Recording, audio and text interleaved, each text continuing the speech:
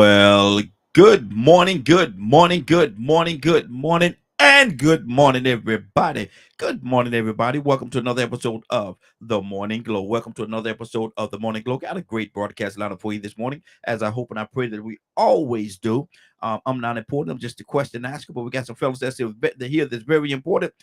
We have first to my right, or maybe your left, depending on how you're looking at the screen. Badger, good morning, sir. How you doing this morning? Morning, morning glow, Good deal, Badger. Where you hailing from? Northeast Texas. Northeast Texas. And to his right, again, his left, depending on how you're viewing the screen. Ibrahim, good morning, sir. How you doing this morning? I can't hear you, Ibrahim. Can't Good hear you, morning. sir. Cannot. Can you hear me now? There you go. Now we can hear you. There you go. You must have hit the right button. You must hit the right button this morning. Now, y'all Yeah. know for the ones that and Ibrahim, tell everybody where you're hailing from, brother. Oh, I'm from Atlanta, long time activist. There you go. There you go. Now, if y'all know, if anybody tuned into the broadcast yesterday, we said we was gonna have a conversation today, and we was gonna go in depth with it, talk about it as long as we need to, and hopefully, if it takes the whole broadcast, it does. If not, we'll move to something else. But right now, what we're going to talk about, we're going to stay on for I know for the next hour, hour and a half, I know, easy, is this women liberation situation that's going on and how this thing is playing itself out. Some folks have an idea and think that it's a great thing. And I'm not gonna say it's not a great thing. I'm not gonna say it's not a great thing. I'm not gonna say that at all. But what I will say, let me see.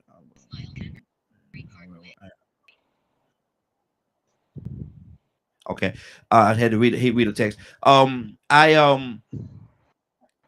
It's come to me that though it can be a great thing for women, it can also be a divisive tool that separate the family and pulling the men out of the family and pulling the men out of the equation. Badger, I know how you feel about this, but we're gonna go ahead and get it started with you, brother. What do you All say right, about that? Can it be something that divides the family? is this something new? What you mean something new? Uh, Never mind. Um, I think that's going to be very dependent Mm-hmm. on how the male reacts. Um, I'm you have to asking a lot of remember. I'm asking a lot of questions today, so y'all be patient. I'm asking a lot of questions today because I want to get to a certain place. Depending Okay, upon what? how the male is. You have to remember the most of the communities I grew up in, the males were not exactly good figures. Mm-hmm. Um, they are very much in the mentality that women are to do as told, Mm-hmm. not treated equal whatsoever. Mm-hmm. And I'm 36, and let me fix that. Um, and there's still women today that's dealing with that issue.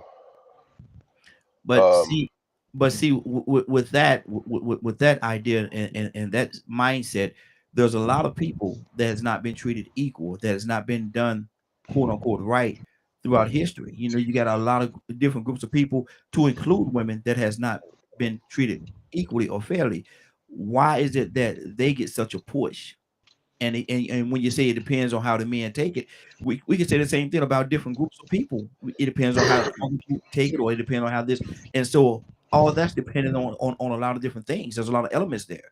So why is it that the women's movement, and I'm not anti women movement at all. I have 4 daughters, so there's no way I could be. But my and wife, and certainly a mother. So there's no way I could be. So I'm not. But I'm just trying to get to an understanding. Today I'm playing the role of a question asker. So I'm asking the questions that may not be popular, but needs to be asked. So why is it different with them? Say all right. go ahead. Explain it to me. So look at the music today Mm-hmm. versus the music of shoot. You could probably go 30s, 40s. Mm-hmm. Mm-hmm. Women were wearing dresses and things like that. And I get accused a lot of times because I have issues with how dressed today. Um, they're more than welcome to, but I have confusion in the logic of they get mad if men stare at them, but they want to wear what they want to wear. So to me, there's OnlyFans, there's porn websites, there's all these things, right? And for them they make more money doing those kinds of things, and most of the time it's You mean married women? men. You mean women or men that's making all the money? Women. Okay. Women make a lot of money just showing their body off. And it stinks that seems to be one of the best options. It's sad. But Badger, are they being forced to do it? And I'm just trying to understand. Like I say, again, people may not like me after the day, but I'm just in a position. I'm the question asker. So is anybody forcing them to do that? Is it a forced industry? Is it something that they choose on their own? Because when you say the I think a music, majority. when you use the music as an example about how they've been disrespected, you also could use that same music when you're dealing with the black issue, talking about the people that using the N-word, and that's not something that's not something that's favorable. But the music industry use the N-words all the time, and so and there's a black movement that people say need to move forward and blase blase. But this same music that you're saying is hurting the women's music. Can't you say the same thing about the black music, the black movement, when they're using the N-word in pretty much all of the songs? Oh, I agree with that. And so go ahead. Speaking, okay. To me, when you have music like that, that push those kinds of verbs, narratives, it's not just, it's creating males with a particular type of view, and then it's pushing another view on an expectation of what women about women, like the B word and all these other things, and gold diggers and so on and so on. And don't get me wrong, there are bad women. My mother was a psycho and abusive, so I'll never say that bad women don't exist. But I also met my wife, and she's the farthest thing from a bad woman there is. Okay. And then we have people like Cassandra and Toya and things like that as well. So there are a lot of good women out there. But how many men have these perceptions or expectations that are unhealthy? Think about Roe versus Wade, and then all the stuff that was pushed because of that. And then you've got the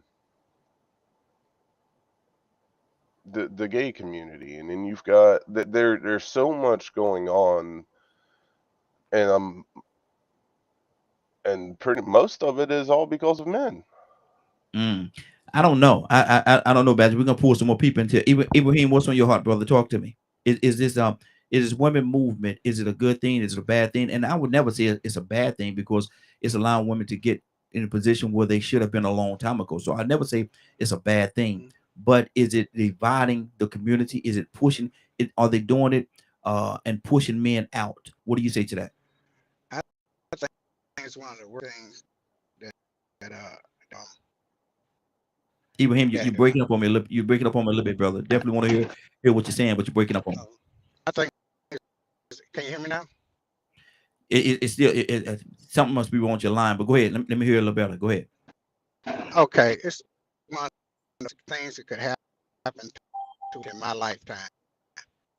Development of it in the late. It started off as a freedom of sexual freedom, and it's prick and the thing that really separate angry every time I hear a narrative of the black man, how evil we are, and how disagree with about it nowadays.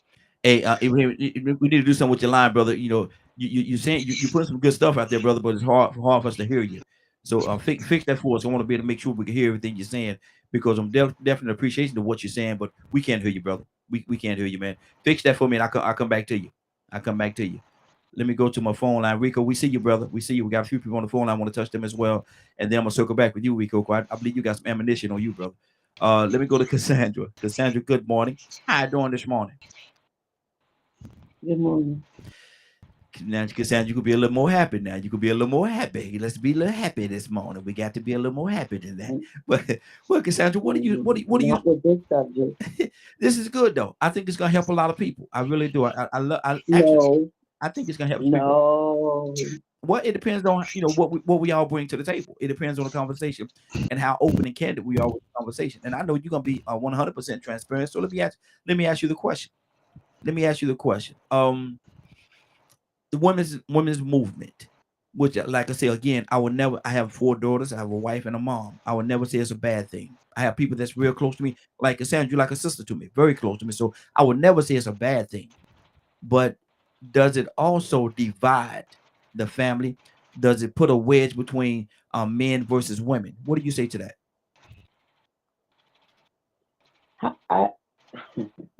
Let's have a conversation, Cassandra. Okay. Let's have a conversation. Yeah, I don't think the women's movement has put the wedge. I mean, you have a small. We keep saying there is such a small group of people that are being divided by the women's movement, because I don't. And when we say women's movement, then yesterday it was feminist movement. I mean, I don't know what are all the aspects that we're talking about, but anything that brings equality and freedom to people, I don't see how it's divided unless something is wrong with the individual, that small group of individual women that you may be talking about. Because for most women, any movement that allows them to be equal and to have freedoms, the same type freedoms that men have, I can't see how that would divide. That would help. Cassandra, but let me say this. Let me say this, because a lot of times, and one of the things, and I would like for you to for the listening audience to verbalize the difference, if you will, between the women's movement and the feminist movement, because I know there are some differences there. But Cassandra, even with that, you say there's a small group of people. Now, you was a part of a march not too long ago, and in that march, you told us a story about how there was a small group. It was a peaceful protest, but there was a small group of people that wanted to get violent and do different things, and you stepped in. You said, no, don't do that. We're not going to do that here. But had that small element went ahead and done what they wanted to do. Small element, it wasn't a lot of them, but it was a small element that wanted to be disruptive. If they had gone forward and did that thing, the only narrative you would have heard is there was a violent protest. Now, 90% of the people, from what you tell me, what I know, were not violent at all. Did not want to have any piece or part of violence. But there was a small group of people that said, let's tear this place up. And you stepped in, Cassandra, and you said, no, that's not what we're going to do. And so a lot of times it can be a small element that's more boisterous, that's louder and doing different things and shine a light. Maybe that's what I'm seeing, that small group of people, or maybe that's what other men are seeing, the small group of people that's always saying women power, ladies this and ladies that, and they're very boisterous. And the other one just want the peace and want the equality. Okay, so why can't we focus on the 98% of people, women and men, in the feminist and women movements that are doing something positive with asking for change or seeking after change? Why do we have to look at that 2%? Who if we give them the power, then they can do what they want. That's like the movement you were talking about. There was that small element, and I saw them as we moved along. It was thousands of people out there. But if I had not spoken up, or me and a couple other people had not spoken up, they were about to tear up the police cars, which was going to make more. That's my point. I want us to. But see, that's my point right there. But see, I don't. But we can stop those people. We don't have to give that power to them. That's all I'm saying. Because it looks like you want to make it sound like there are these women out of control, wanting to be men, and no, 98.5% don't want that. That's not what they're looking for. So I'd rather see the cup full more than empty. That's true. I'm just saying. But when we talk about the situation like this, Cassandra, is it fair or unfair that we pick and choose what we want to talk about and not talk about the whole? We have to talk about the whole, I think. I think talking about the whole. Okay. And so and like I said, and I appreciate you being here, Cassandra. I know you're gonna bring so much to this conversation. I'm definitely glad you're here. Hope you're able to stay with us the whole time so we can actually get to some kind of conclusion towards this. Rico, what's on your heart, brother? Badger said something earlier. He said there are all those bad women out there. He said, like my mother. And I'm thinking to myself, this is the reason why we're having these conversations, to understand why those bad women exist and continue to have free reign. And then we just heard somebody say, well, why don't we focus on the positive? Why do we focus on the 2% and the 1.5%? Because that 1.5 or 2% will turn to 5%, will turn to 10% if you don't address a problem.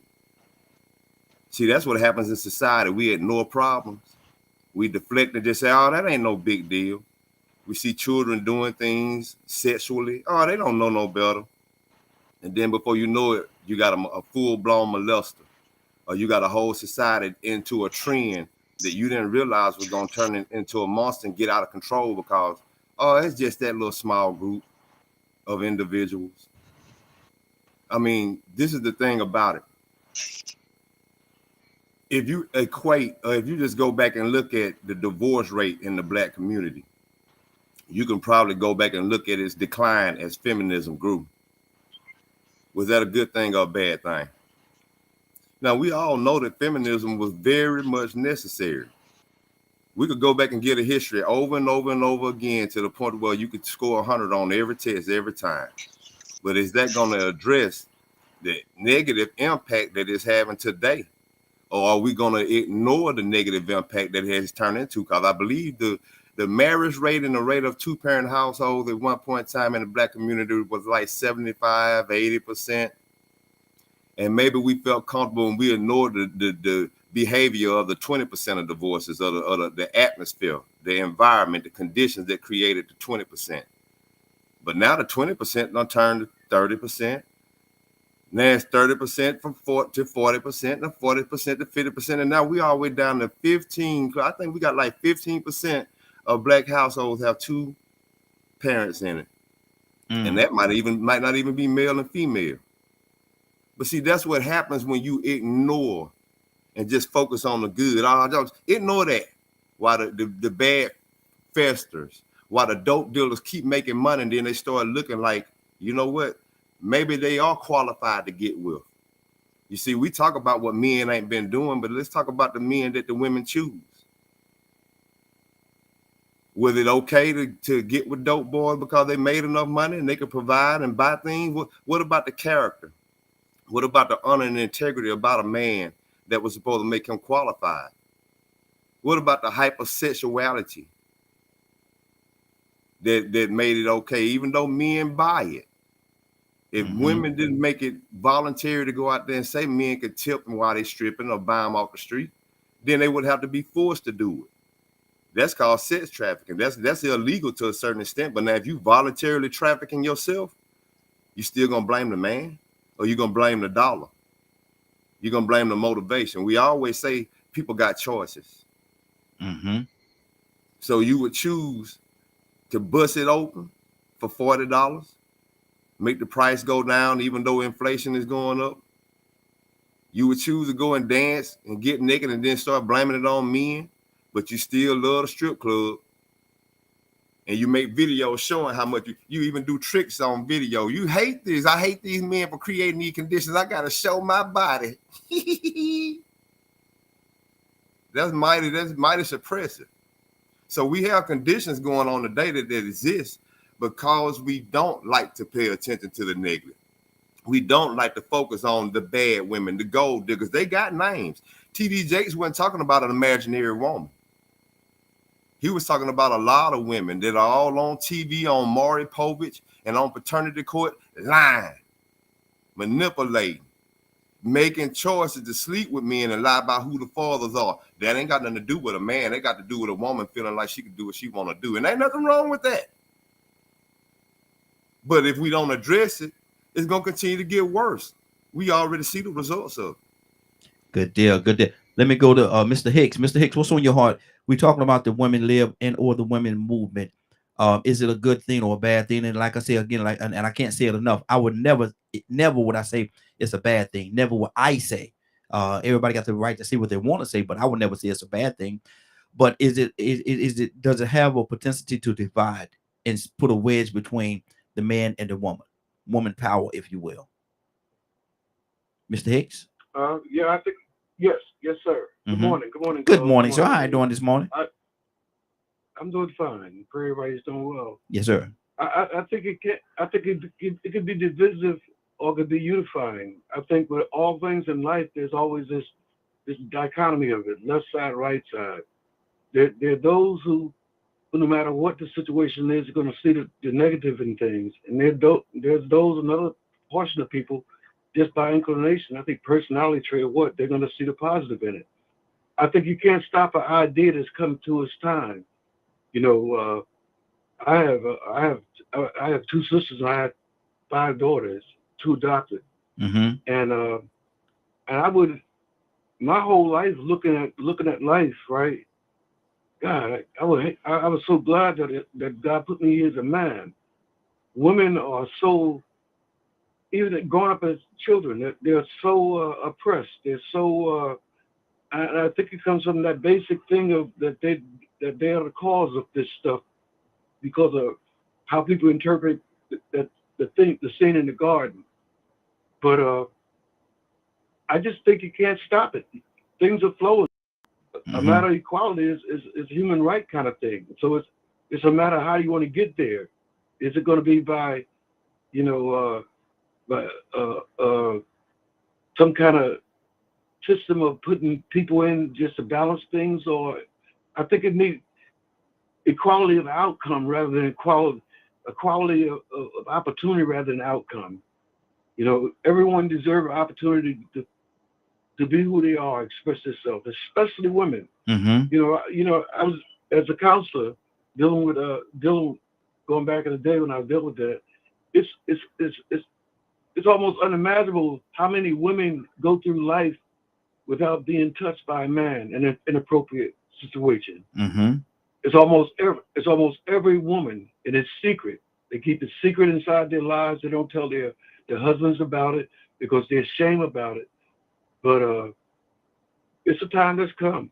You know, we gotta face these things. We gotta adapt. And I wanna make it clear that there are some women that has gone through some terrible situations, and by the hands of men or by the hands of each other, that's gone through some terrible situations, and we're not trying to negate that or not be compassionate toward what they've gone through. Women has gone through a whole lot in this society. But then again, I like to deal with both sides of the coin. Like when me and Baz was talking, he was saying about the music being demeaning and different things of that nature. If you want to talk about that element, you also have to talk about this, and I made reference to the black movement situation. There's a lot of music out there that's negative toward the black people. The N word and do this and do that and killing up each other, all kind of things. Yeah, Rico, go ahead, brother. I see your hand. I'm gonna ask a question because this is gonna determine if I'm gonna be on here long or not. Because first off, I think we all know why feminism was needed. You know, why the women's movement was needed. And trust me, I was all for it. I was for child support. You know what I'm saying? I mean, when Bill Clinton came, I was like, man, good. But then I started seeing how it was abused. So this is my thing. Is this to ask the question, this platform, because this sort of came up yesterday, and it is again today the question, I think. And it keeps going back to why what women went through. And we know what women went through. We know this is why feminism is needed. Is anybody going to answer the question on if it's having a negative impact today? That's our point of this. Absolutely. That's what we're trying to get to. I mean, because if we can't get to the point on if it's having a negative impact today, yes or no, how or how not, then it ain't really nothing else for me to listen to. I mean, because I know why feminism is this. I know it was necessary. I think we're trying to find out if it's being abused, and have we ignored the 2% that abuse it, and have they turned it to the 80%? And like I said yesterday, that's the why we're going to go forward and bring a normally we don't do a conversation from one day to the next day. Normally we don't do that. We have a totally different topic for the next day. We talk about that topic. We may touch on what we talked about, but to do a whole show, do a whole broadcast on what we talked about yesterday, yes, we're trying to get to a solution. That's the purpose of this thing. But in order to get to the solution, we got to identify certain problems and then get to the solution. And so it has to be a step-step process. And that's why I say we got to dedicate the whole broadcast, because even at the end of the day, we may not get to the solution that we're looking for, but at least we can have the conversation, we have the verbiage, and put it out there so people have a lot to think about as they're moving forward. Let me go to Tucson. Tucson. Go ahead, Bat. You want to say something, brother? No, you can get Tucson. I'll talk after. Okay. Tucson, good morning, sir. How you doing this morning?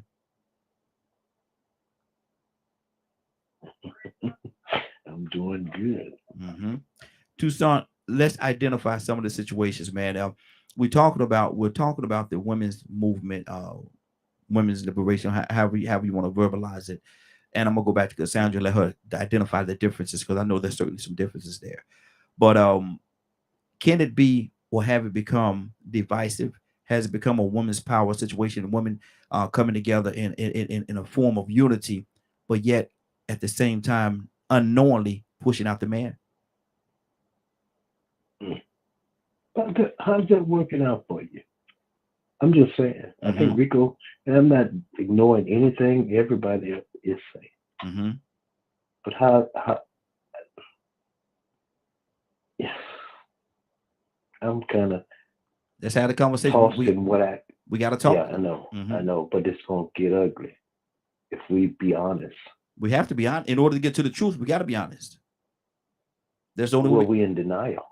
Not if we in denial, because now, if you go into a wooded area, dry wooded area, with a spark, wouldn't it create a flame and burn the whole forest down?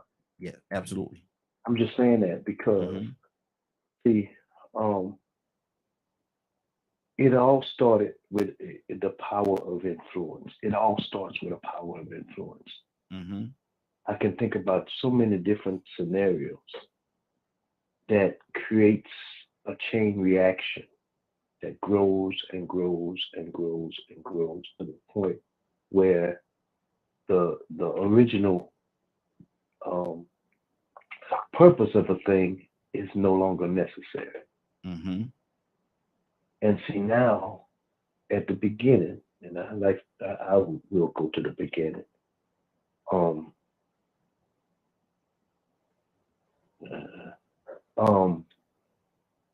God created man and woman, both of them. Yes. Equally at the same time. If we be truthful about the matter, He created them. That's what it says, right? Okay. They're in the garden. Things la la la la la la la la. We just having fun. We enjoying ourselves, and up popped the devil, and tells them what God didn't really mean. Oh, He didn't mean that. So what I'm saying in that is, I can think about one more scenario when in the book of Esther, when Vashti didn't come because the king bidded her. And I know she didn't want to parade herself before a bunch of drunk men. Okay? But the wise men said, if you don't do something, King Jesus, that's what I might mispronounce his name. He said, if you don't do nothing, we ain't gonna be able to. None of us gonna be able to do nothing with our women. Mm-hmm. I'm paraphrasing. Okay. Go read it. And now we just about there. Okay. Go read it. Y'all continue the conversation any way you want to. Wow. Ibrahim, and that's a lot. Tucson just put out there. That's a lot that he put out there. Ibrahim, let me see. Let me unmute you there. We got your music. I hear some background noise. Can we hear you, Ibrahim? Yeah, I can hear you. Okay. No. You can hear us, but we was having some difficulty hearing you. Go ahead, brother. Let me see. Can we hear you? Go ahead. Talk to me. Okay. Like I was saying, the women's right, one of the most horrible things that happen. You know, I seen how it's that today. Ibrahim, call in, brother. Call in. Your okay, phone call in. Your phone is skipping. Okay. Ibrahim, I mean, you wanted to say something, Badger? Yeah. Man, dude, this topic is something else. Needed. Well, I agree. Like, growing up the way I did, being surrounded what I was surrounded by, you know, hearing a constant thing of it's women's fault. It's only the women's fault of why we're in the situation that we're in. It does play a role in why I have the perspective that I do. And to me, when you push a thought for so long, it's going to cause issues. So now we're having to undo a very toxic teaching of everything is the woman's fault into what we're trying to have it become today. It's not just the women, it's the men too. We both have the responsibility to make sure our kids are brought up right and there's less crime in the streets and all those kinds of things. Now, was there other people that pushed a, how do you word that? I don't know the word for that. Why are you saying that? Tucson asked, who pushed that narrative? For a majority, it's white males. Thank you, Tucson. Thank you, because I'm trying to figure when and where I have heard that. I ain't heard nothing like that, that it's all the women's fault. But he did say from where he's from or his perspective, I guess. Yeah, and I've been saying that. And it's been, I haven't really heard it in black communities. That's the thing. I don't hear that from people from China or black people or from people of other races in general. It's primarily the white race that has that thought process. So that's why I keep, every time we're on this topic, I speak from my experience. I speak from what I've seen in the communities I'm in. Okay. Because when you're literally around women who are in abusive relationships and they are literally telling you that, I talked to my preacher and the preacher said I can't leave this abusive relationship. It's not been done in a black community. It was done in a white community. So people can say I'm racist against white-skinned people or whatever they want. I don't care. Because what I'm telling and what I'm sharing is the truth of what I've seen over and over and over. I see it in the white folks that are in power. A lot of times they don't like women or people of other races to be in power. Because their pride and ego gets hurt. So when I'm talking about males and things like that, I'm primarily talking about the white males that I have been around all my life. It's very rare to see a respectful, considerate white male. Now, the newer generation, there's more of them in the newer generation, but it's the older generation that's the problem. Okay. So I mean, I've literally been inside of a church where the preacher's literally sitting there telling the white women that they need to do what the white men say, or what their counterpart says, because they're the ones that need to help them come to God and all this other nonsense. And they're in all kinds of toxic environments. So I understand some of y'all's perspectives and point of views, and I'm not discrediting anything that y'all are saying. What I'm trying to share is something that I feel is not as common or as talked about, because it's honestly taboo to say anything against it in the communities I'm a part of. Okay. Because I'm literally having to stand up against thousands of years of nonsense. Okay. Let me go back to Cassandra. We got a couple other people that came into the phone line, so and we definitely want to touch everybody else that's here. But Cassandra, what's on your heart right now?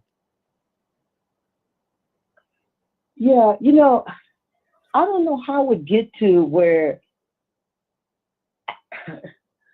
it's a denial or don't want to talk. I deal with it every day. So I don't have any problem recognizing the problem with women that are boisterous or whatever. I haven't defended women that are boisterous and doing whatever you guys feel like they shouldn't be doing, or separating, dividing the family. I've seen that myself because I deal with it on a daily basis. Women that are destroying their own, I would never defend a woman that's doing that. But the way that it's coming out, it sounds like it's an indictment on a whole lot of extra women that are not doing those things. It sounds like an indictment against them. I'm all for family. I love family. I believe that women and men should be together. Yes. Please tell me who's the one that walks away from their families 80-something% of the time. You rarely hear about a woman walking away from her family. Please tell me how that puts something on us as women. If a man walks away from the family, listen, we can say, oh, because she was boisterous. The percent of that is so small, you probably couldn't even get it to 2%. I promise you probably couldn't get that to 2%. Cassandra, let me ask you this question. Women that have just dogged out the men. This question, Cassandra, and again, I want to hear your whole heart. We got a few more people on the phone. I just called in. And before I even do it, let me give the phone number: 508-924-3521. 508-924-3521. Cassandra, do you think that some women, and we're not gonna paint with such a wide brush, do you think, because you brought to this conversation men that walk away from their families, and they do, and that does happen. That does happen. And you say a lot of times the women, they have to, if they stay there, they don't walk away from the family.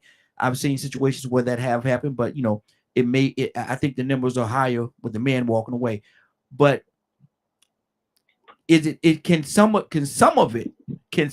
that be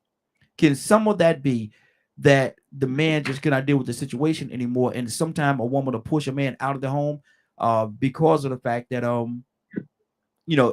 don't need a man type mentality, and I could do this all by myself. I don't need you. And then like Jake said, you're putting the man in a situation where he's not feeling wanted or needed, and so he leave. I'm not excusing him. It's never a good thing to leave your family. Never a good thing. But can the woman can sometimes, and we're not trying to beat up women here today, but it's sometimes can it be the actions of that woman that push that man out of that nest, if you will? Yes, it can, and it is. And I don't think any woman would say that they don't know a sister to do that. So yeah, there are women that do that. What do y'all want us to do with them? Because if that's the way she is, how would I change her if she's just made up her mind? I don't want no man. I don't need no man. How do I change her mind about that, because I know what I've been through with men. Mm-hmm. I know what I've been through with men all my life. And a lot of the men on this line, they've been damaged by women. So they're going to have, see, we can talk about it all day long, but when you've been damaged by something, hello, somebody, come on. I mean, let's just, if we're going to be open and real, if you've been damaged by something, your opinion of what that particular group or that person does is going to be tainted with damage. I don't care how open you're trying to be or how non-biased. You are going to be biased because of what you've been through. Bottom line. Okay. I can't say that you're wrong in that. I can't say that you're wrong. But let me keep this thing going. And Cassandra, I definitely appreciate you being here, man. Right now, you're the voice for the ladies. I don't know what the other sisters that hopefully they're gonna come in as well. And or if you know somebody, invite some of your sisters in, Cassandra, to voice their opinion as well. You know, send them the number and have them to call in, because I don't want it to seem like it's us against Cassandra situation. It's certainly not that. It's certainly not that at all. Let me go to Ibrahim. Can we hear you now, brother? Yeah. Hello. Yes. Yeah. Okay. You hear me? Yes, we can hear you. What's on your heart, brother? Talk to me. Yeah. I think that we're men talking to men and women talking to women, right? Mm-hmm. And I think that the relationship that I've seen in my lifetime, that the women's movement is very toxic to men, because guess what? Men are the enemy. Black men are the enemy. Black men didn't do this. I heard a brother preaching yesterday. We were talking that a black man actually doing slavery, and the black woman stood up, and the man this, and the woman did this, and the woman did that, and ignoring that what the black man did. You see what I'm saying? Mm-hmm. So what the black man went through, and it's the same thing that the black man. We're the enemy. Black men are the enemy, and of everything, and we suffer the same indignities. And we talk. Black women were raped. Black men were raped. You know what I mean? Were raped. Mm-hmm. You know what I'm saying? Or misused and abused, right? And but we seen it somehow. And then a sister said about a man, come the first of the month and drop off money. That's what a man should do. And if you don't hear that, yeah, you're gonna talk. A man gonna talk up for himself, right? Mm-hmm. Because that's what we do. That's how we are comparative. And women gonna talk up for themselves. But the narrative of all this, the way it's going now, is absolutely horrible. That we're not thinking about unity. We're not thinking about us collectively, but we're thinking about individually and toxicity. And we are the toxic people on ourselves. I gotta go, but I'm listening. A good deal. And there's a lot in what he just said. There's a lot in what he just said, and we're gonna talk about that as well. And I really wanted to get to that part of the conversation as well. Are we a part of the divisiveness? I want to talk about that too. But right now I want to go to Curtis, and then after that we're going to Captain. Curtis, what's on your heart, brother? Good morning. How you doing this morning? Hey, what's up, man? What's going on right here? What's going on, Morning Glow family? Hey, doing good, brother. What are you hearing, Curtis? What's on your heart, man? Is the women's movement? Is it though it is a good thing for women? Is it also a divisive thing? Are they doing it and leaving the man out? Are they dividing the family? What do you say to that? That's stretching it, right? Mm-hmm. Saying, they dividing the family, because at the end of the day, you can't have family without the woman. Mm-hmm. So, to say that they're dividing the family, but there is an element in the woman's movement that is causing a lot of chaos and a lot of foolishness. Identify that chaos. Identify that chaos, brother. I mean, there's an element in the woman's movement, just like in I get what we might call the men's movement, that allows for women to give excuses for inappropriate behavior. It's just like like, I don't know if you ever paid any attention, right? But a dude mess around on his lady, right, with a woman, and I've seen this happen, bro. And I used to always ask myself, like, how does that work? I know of a dude that got caught up. He was messing around on his lady, the girl he was messing around with. Now she knew he had a lady. She knew all that. She knew it right off the muscle. The girl he was messing around with became friends with his old lady. Wow. So in the midst of him messing up, which accountability is just, right? There was two people mixed in with that. He got all the accountability. She got nothing. She got nothing. Mm-hmm. Her and the ex-girlfriend became tight. Mm-hmm. Right? And I'm like, well, okay, if he got held accountable, you know,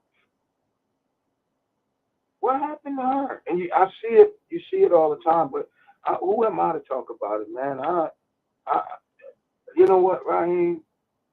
I'm going to do what God is telling me to do, and God is telling me to keep my mouth shut about this female-male issue, because I really don't condone either one of us constantly blaming the other for our fallacies and for our failures. Mm-hmm.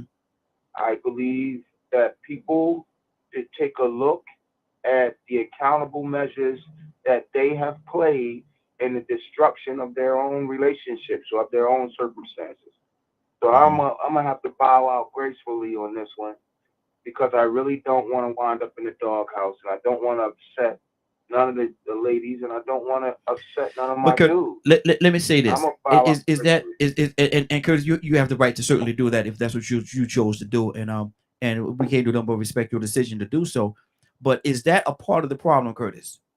We so afraid of having a conversation. We so afraid that we're going to upset somebody else. We're going to shake it up too much, and because of the fact that we don't want to shake it up, this problem has snowballed into where it is.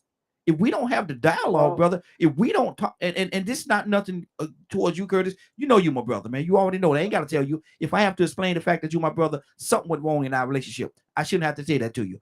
But my thing is this right here. Right. My thing is this right here. If we don't have the dialogue, if we don't come to this table openly and honestly, Curtis, we'll never get to a resolve. We'll never get to a resolve. Or if we just pull back, say, I got to pull back. I'm not going to say my opinion because I don't want to shake this up. I don't want to shake that up. It's already shaking up, man. We got to put it back together. And that's what this conversation is based on, putting it back together, man. There's 1,000 pieces of puzzle. There's 1,000-piece puzzle, a puzzle with 1,000 pieces, however you want to say it. They're scattered all over the floor, man. It's scattered all over the floor. We have to come together and put that puzzle back together and make the picture as beautiful as it can be.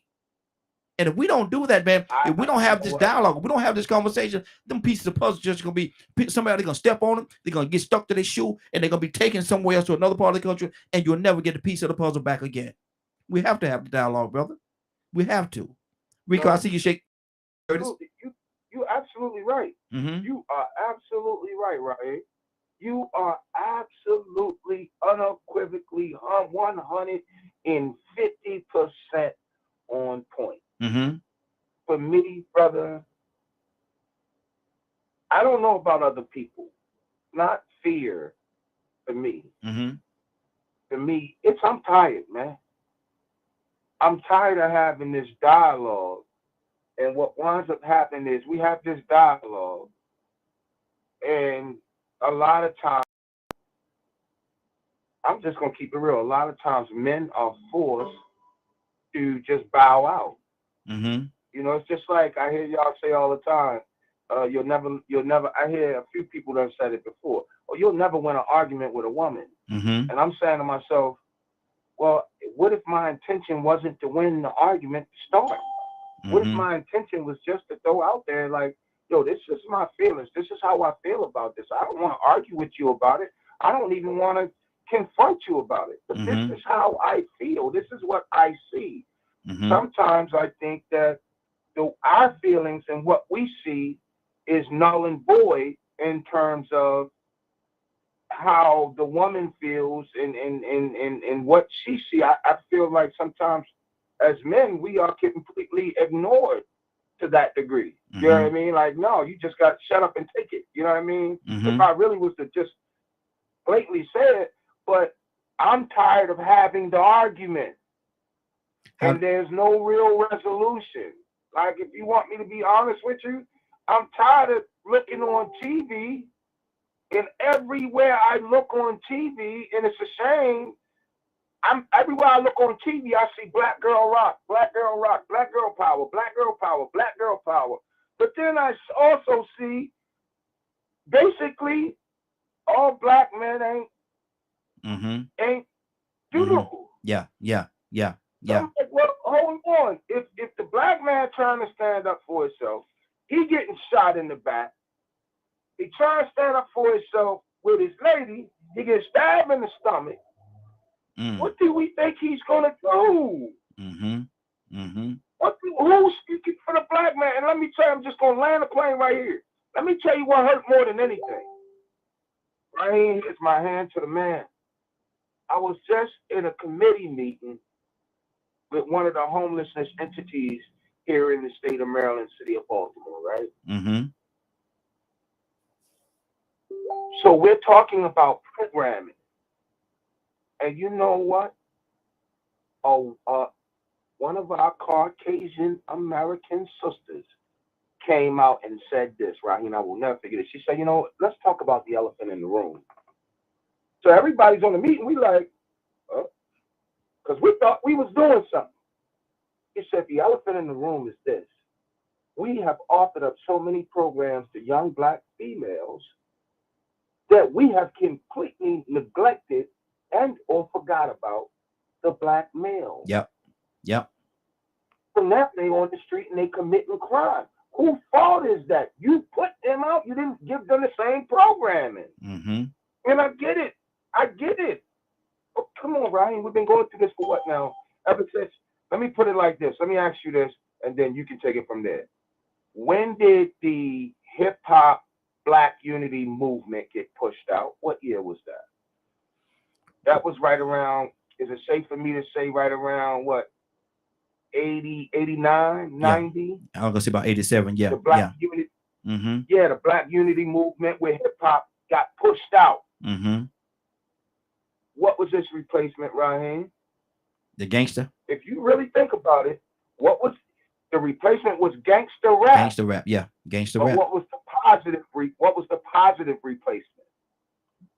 You really think about it. There wasn't one. Huh? I don't think there was one. We're gonna offer up more black girl programs. We're gonna make sure more black girls get educated. We're gonna offer up more money. We're going to lock more black men up. You had all of these things that completely separated the black community within the black community. I'm just saying, I could be wrong, bro. I ain't always right. Wow. There's a lot of layers going on with this thing. Hold on, because we got to keep this thing going. Hold on for a second. Let me go to I think we have Navy with us. Navy, good morning. How you doing this morning? Toy with a T coming to you next. Cassandra, your sister's coming. Your sister's coming, Toy. Cassandra, they coming. Good morning, y'all. How y'all doing? Hey, doing good. Sis, what are you hearing in this conversation? Is there any factual? And by the end of this conversation, however long it goes, if it goes the whole broadcast, fine. If it doesn't, fine.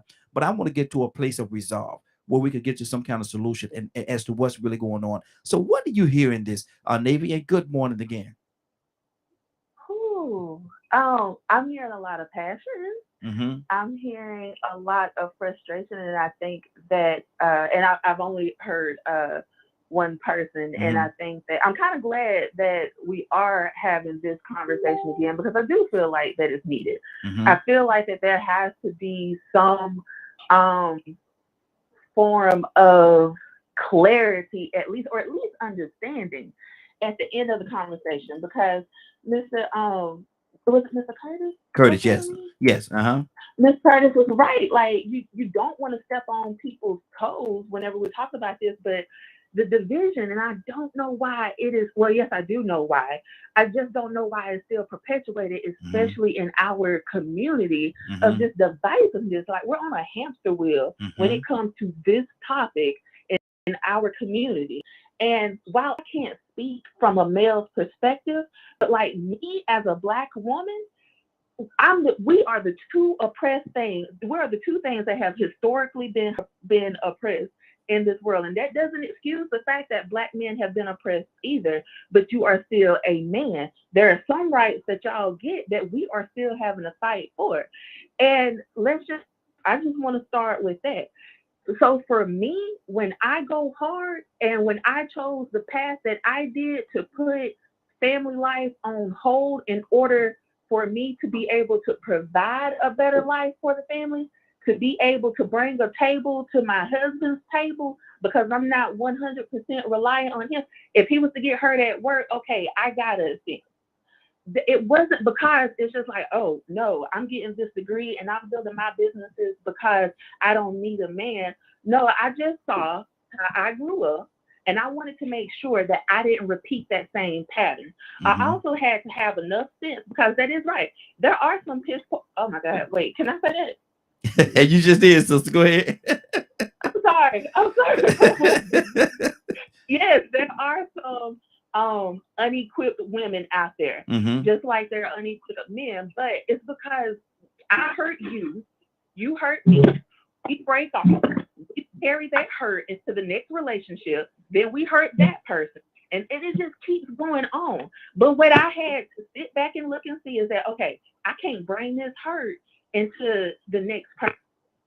I can't be responsible for breaking a good person because of my death and my hurt. So before I could start a family, I had to get Navy right first. And I don't think a lot of us are able, well, I won't say a lot of us, but the percentage of us that are not able to do that, those are the ones that get thrusted into the spotlight and is the spokesperson for all man and womankind. And it makes it hard for those of us like myself, like Toya, like Miss Cassandra, and any other ladies that are on here that are willing to admit, you know what, I mess up sometimes. I wasn't the best person. I had to go and fix me first because I didn't want to hurt the next brother that I got into a relationship with. And I also didn't want to bring children into this world and using them as my only source of happiness and damaging them because I don't know how to be a mother. Wow. So I had to literally go as a therapist to a therapist and fix me, because I cannot be responsible for my children having to heal from having me as a parent, and for me being responsible for damaging another person. I couldn't do that. And I don't think that there are some people that are able or willing to do so, because it's so easy for us to hold on to, well, you shouldn't have done me like that. And if this wouldn't have happened, no, at some point we have, if we know what has hurt us, we have to take accountability for it and heal from that. And if you're not willing to do that, then you should not be having kids. You should. That's just my personal opinion. Until you can fix that. But I would be a lie to tell you that my back is not hurting from having to carry the burden of those that came before me that did damage someone. Because now we have to speak, and we're automatically the enemy whenever we do. Like, that has legit happened to me. Whenever I hate telling people what I do for a living sometimes whenever we go out on dates, because they automatically feel like, and I literally had a gentleman that asked me this, well, if you got this and you got that, then what you need me for? And I'm like, well, wait, when did we get here? Yeah. Because that's financial, that's materialistic. I mean, if that's all that you feel like that you can offer me, when I'm looking for someone that can help protect, when I'm looking for someone that can help pray, when I'm looking for a helpmate, I'm looking for a teammate. And being established as the woman that I am doesn't mean that I don't know how. I don't know how to be, and I know we hate this word submissive, but we have to understand that word submissive doesn't mean doormat. And I think that's where a lot of us get confused with what submission is. So I don't know. I know my time is probably up, but that's my little spiel on that. Good deal. And see, my thing is, you brought so much to this conversation, sister, and that's what I want to have. Let's have open and honest. Let's put it out there, man. We ain't trying to pull back from. We trying to have a conversation. And we're trying to be real with the conversation. And if we're going to get somewhere, we have to be open and honest about how we feel. We have to listen to y'all ladies. We got to listen to what y'all say. But y'all got to listen to us too. We got to listen to each other and come together, have the conversation, have the dialogue. Yes, have the dialogue. And from that dialogue, hopefully, we can grow and the people that's listening to grow. Hold on, Badge. I got a couple other people that's on been on hold for a minute. Let me go to them. I'm gonna circle back around. Give me 1 second. Toy, you with a T. What's on your heart, sis? I don't know. Good morning. How y'all doing? How you doing this morning? We talking about we extending the conversation we had yesterday, talking about the women's liberation, women's power, and can that be divisive in the family? And is it the woman's power, woman power, black woman power, whatever it is? Can that divide and push the man out? What do you say to that? I can't hear you over the crackling and somebody got their phone on mute, but you said, can the conversation from yesterday be divisive towards the black man? No. Let me see. Yeah, I'm trying to figure out who that is with the sound going on. I'm gonna mute their line. But I'm asking the question, women's power, the women's movement, the women's liberation, or how you want to verbalize it. Because it's making the women so strong and they're coming together in a form of unity. Can they also be divisive to the family, and can they be pushing the man out or disregarding the man?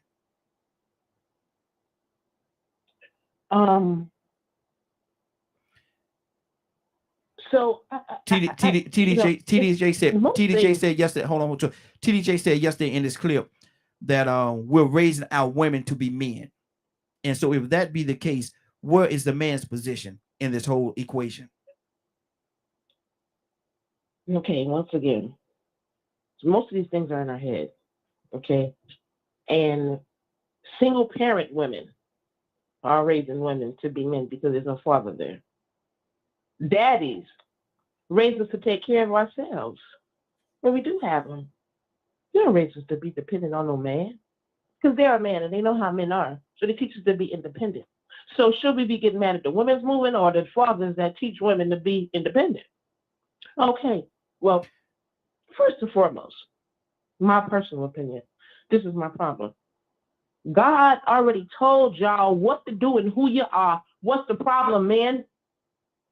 It don't make no difference what I say or what I do as a woman. Because when you are a real man and you're doing what God says, let me tell you what, I ain't got no choice but to submit, because that is the natural order of the law.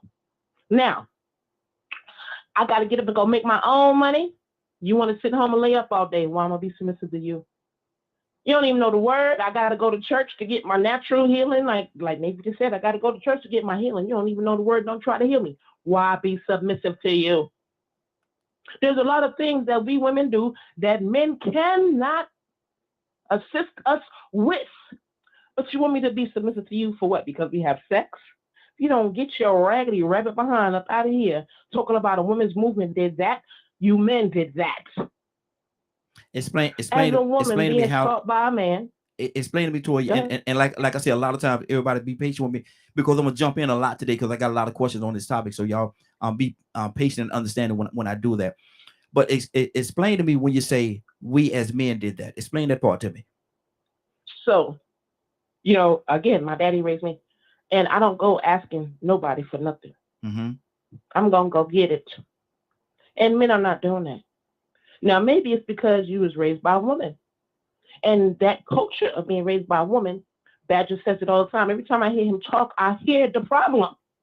Because you got a woman who's breaking your spirit, who's breaking you down, not raising you to raise a man, and you've been in that for 18 years. And you don't know how to go out, but you can't tell me that there ain't something in you that's hollering to be a man, and you just won't deny it. Because I know something in me. Let me tell you something. I just told a guy the other day, I said, you know what? I lost my job. I feel less than a man. He was like, what? I said, yeah, honey, my father raised me to be independent, honey. If I can't get no job, take care of my family, I feel less than a man. And he just looked at me and giggled because he don't even work. So tell me what I'm going to do with you, sir. You want me to be submissive? Oh, you see I'm smart. You see I'm fine. You see I'm nice. But you a dummy. You don't take care of your responsibilities. For example, you don't take care of your own self. Your credit, you ain't got no place to stay. You ain't got no car to ride, but you in my face. Why? So there are a lot of issues that positionally, as men and women, we don't take our positions. Mm-hmm. And the influence of this culture that we have in the Black community, who did that? Not the Black women. Who did that? the Ice-T's, the Ice Cubes, the Tupacs, and all them. All that's cute and fun. But here we are, 35 years later, and we still don't have men to lead us, but they know a rap song.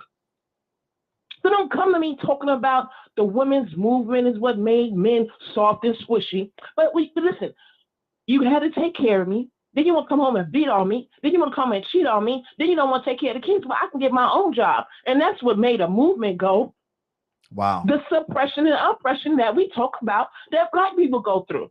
And we're not going to do that. So I got to get my own job. And that's what I mean when you took for granted, oh, you're my property. Now you want to abuse, even a dog will run away after you abuse a dog. So you want me to submit to you? You're nasty too. You're disrespectful. I think you froze up, Rico. Yeah, he did, man. They'll come back on in a minute, man. You know, she's making some good points. Once again, she's proving why feminism is needed. You know, I don't know if Raheem gonna be able to hear this, but now we got to find out. Even though that's why feminism was needed, because of those low down men. Now we have to address the sexual liberation, the mindset that came with that, the abuse of the vitriol, maybe the scorn belief system that came along with that. You know, I've had conversations with women that told me that they actually held another woman. Hold on, Rico. There you go. Go ahead. You know what I mean? You know, Raheem. Say that one more time. You kind of broke up a little bit. Say that one more time for me. I think that's the same generalization that men are using for women.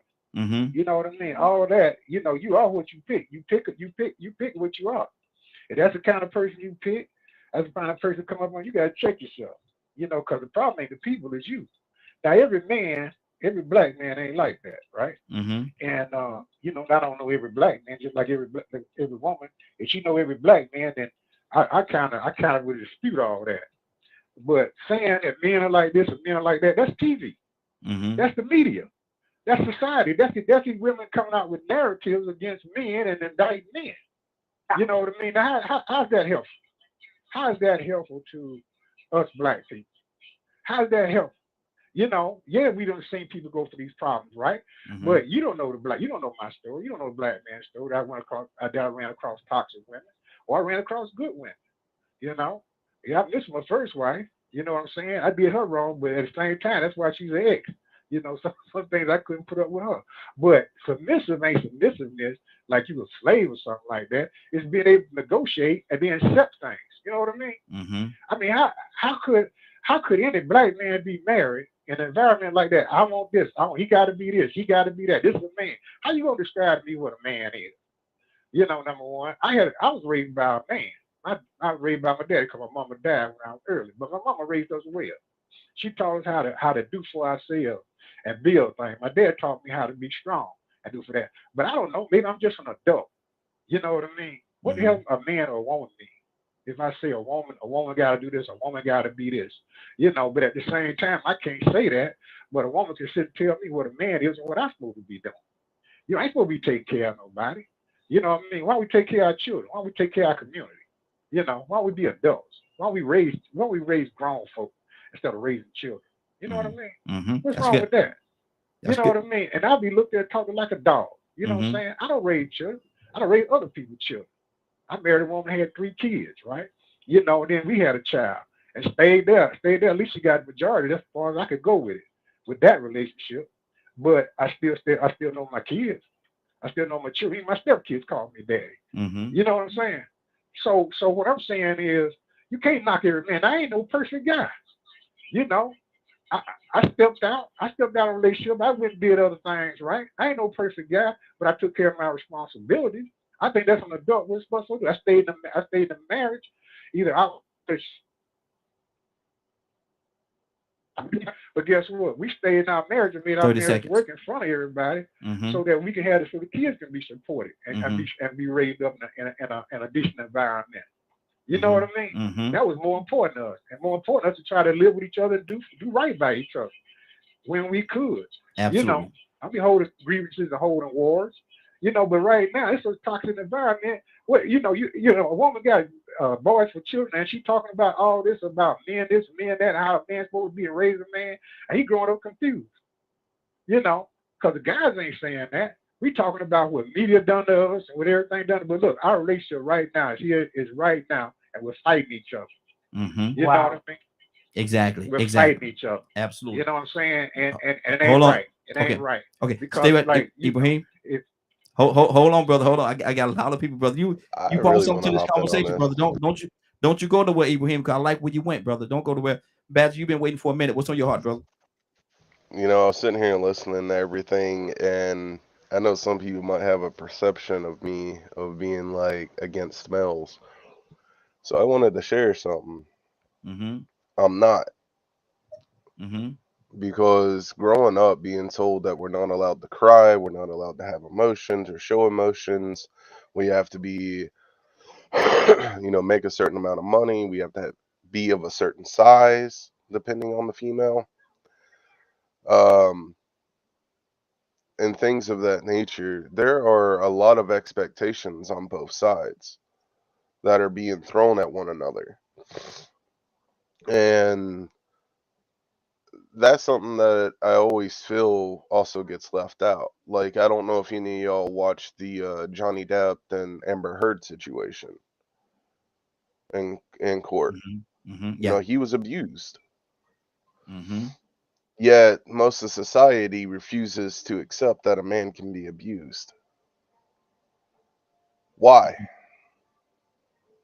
Why is it that a man is not capable of being raped or being capable of being abused or things of that nature? We have to live up to this ideology of we're strong, we don't cry, we don't break. You know, we have to provide the home, we have to do all these things. But if we don't do these things, we're lazy, we're this and that. And don't get me wrong, there are a lot of males that are just lazy. But those of us that aren't also get the bad end of the stick as well. So there's so much toxicity when it comes to masculine and feminine that I kind of don't blame society being as screwed up as it is. I think it's us, the adults, the older generations. Okay, that's good. You know, like I said earlier, you know, men telling women that they need to do this and do that, but they're also teaching their sons not to cry and not to do this and not to do that.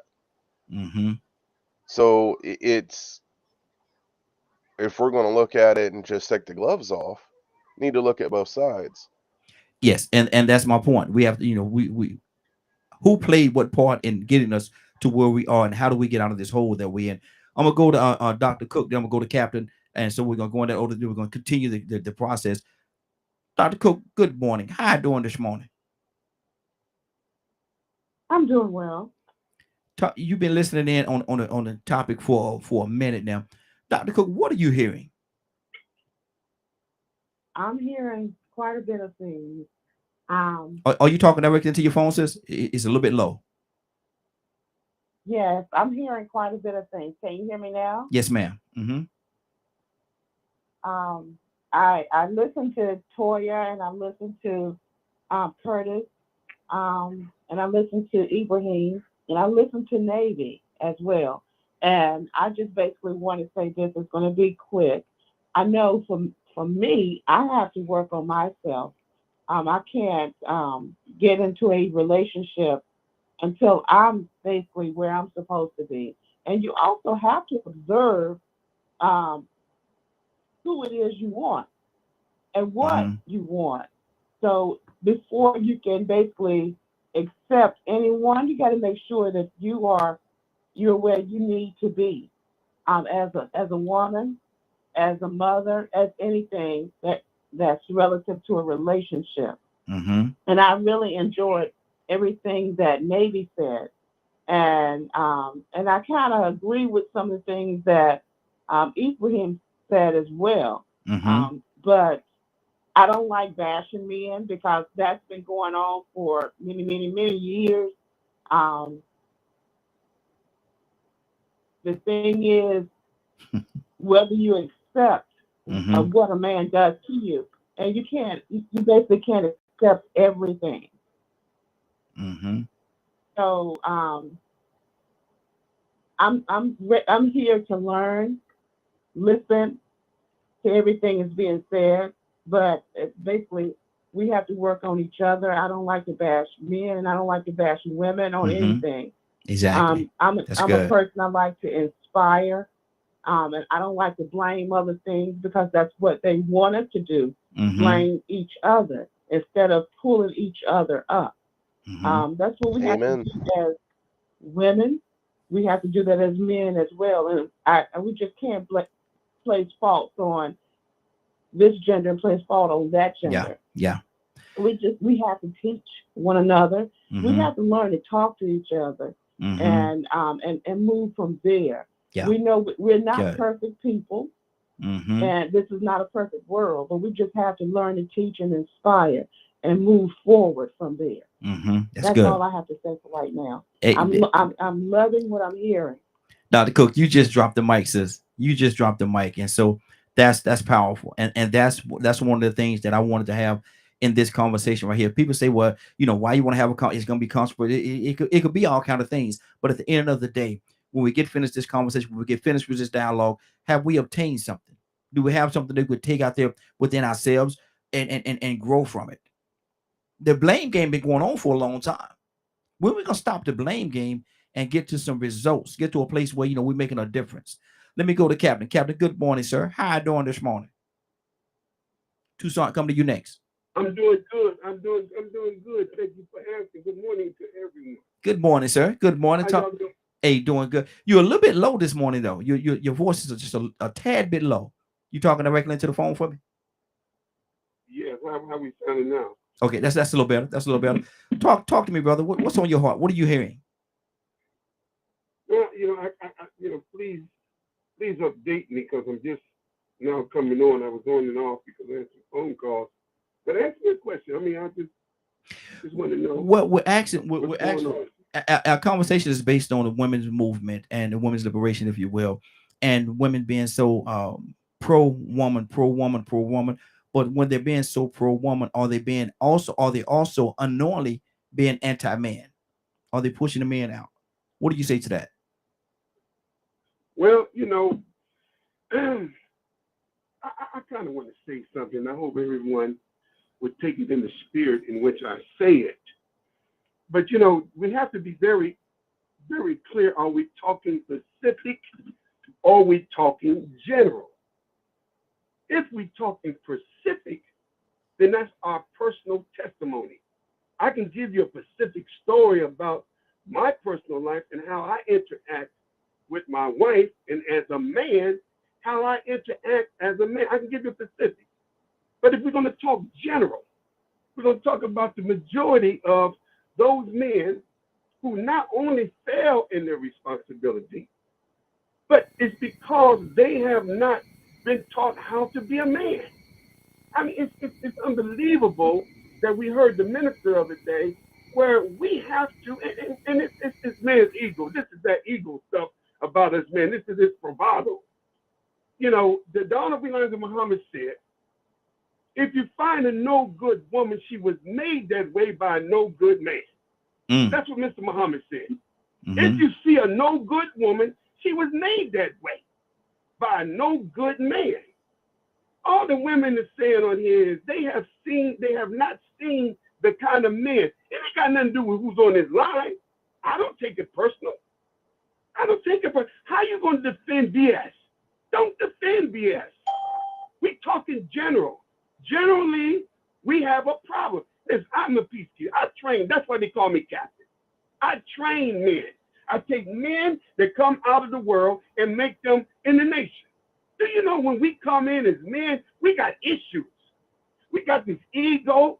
We don't want to follow nobody because the very nature of man is to be dominant. That's his nature. But if he don't have nobody to guide him, then he becomes over dominant. He gets to the point where he thinks he got to have a woman that's submissive. I would never want a woman. My wife is not the kind of woman to do as I say, not as I do. And what kind of man would want a woman that every time you tell her she don't have no mind of her own?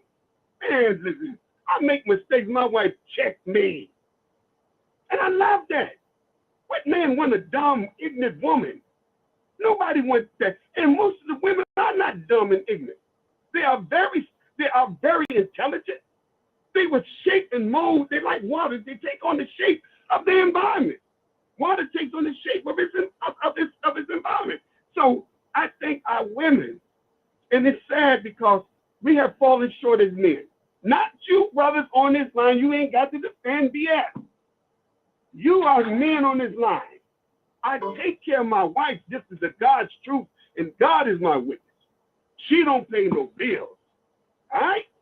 I'm the man in my home. She expects me to be responsible. She don't have to worry who's going to lose our mortgage, our house, who's going to be out. No. Amen. I don't ask her for nothing. That's why she complies. She ain't got no. When I come home, I don't smell no Clorox. I smell fried chicken.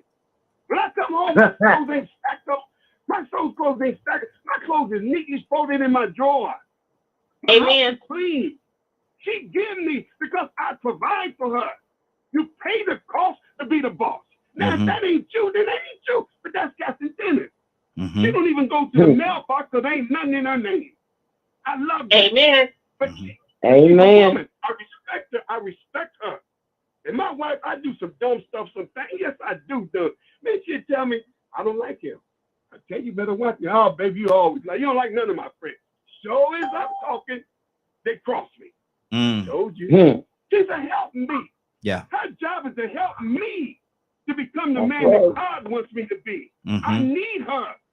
A man is half of a man without a woman. He's a half a man because women makes us responsible. We need to know how responsible we are. And she's the kind of woman, man. And let me say, hey, Cap, hold on, Cap. Let me bring it, man. You got to bring it. Okay, let me be a part of BS. Cap, let me ask you a question. Cap, let me ask you a question. Because I heard everything that you said, and like I said, we gotta move on to somebody else as well. But my thing is this: you're talking very, very positive, and I love what you're saying about the woman. But I like to deal with both sides of the coin. Are there an element of women that sometimes would push a man out of the house and not allow him to be that individual that he's so designed to be? Are there also elements of women? Are there also elements of women that yes. Right, yes, man, I'd be a daggone fool to that. But that's a small percentage. That's a small percentage. And probably the reason why she pushed him out because he's weak as water.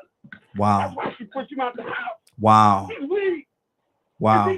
Captain, there are some women whose mama tell them, like, girl, let me tell you something, girl. You know, I don't know nigga. Tell me with it.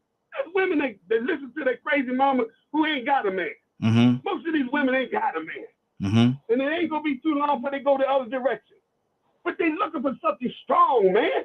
I want a strong man. And she throw him in the wood pile and get somebody else. But that's a small percentage. Cap, with all due respect, you know, I love you dearly, brother, but I don't agree with that part. I mean, you know, the man don't have to be a weak man to get irritated and fed up with a lot of mess. And he get to his breaking point, and he did everything he could do to try to help and assist in this whole situation. Man, you can't, Raheem, you can't tell me a man can't tell what kind of woman he chooses when he moves to it. You should be able to see that in a woman. Not always. Not always. No. You can't tell me he was blind to that woman. But hold on, everybody, hold on. We got to keep this thing moving. But a lot of times, and everybody will say, everybody, hold on, everybody, hold on.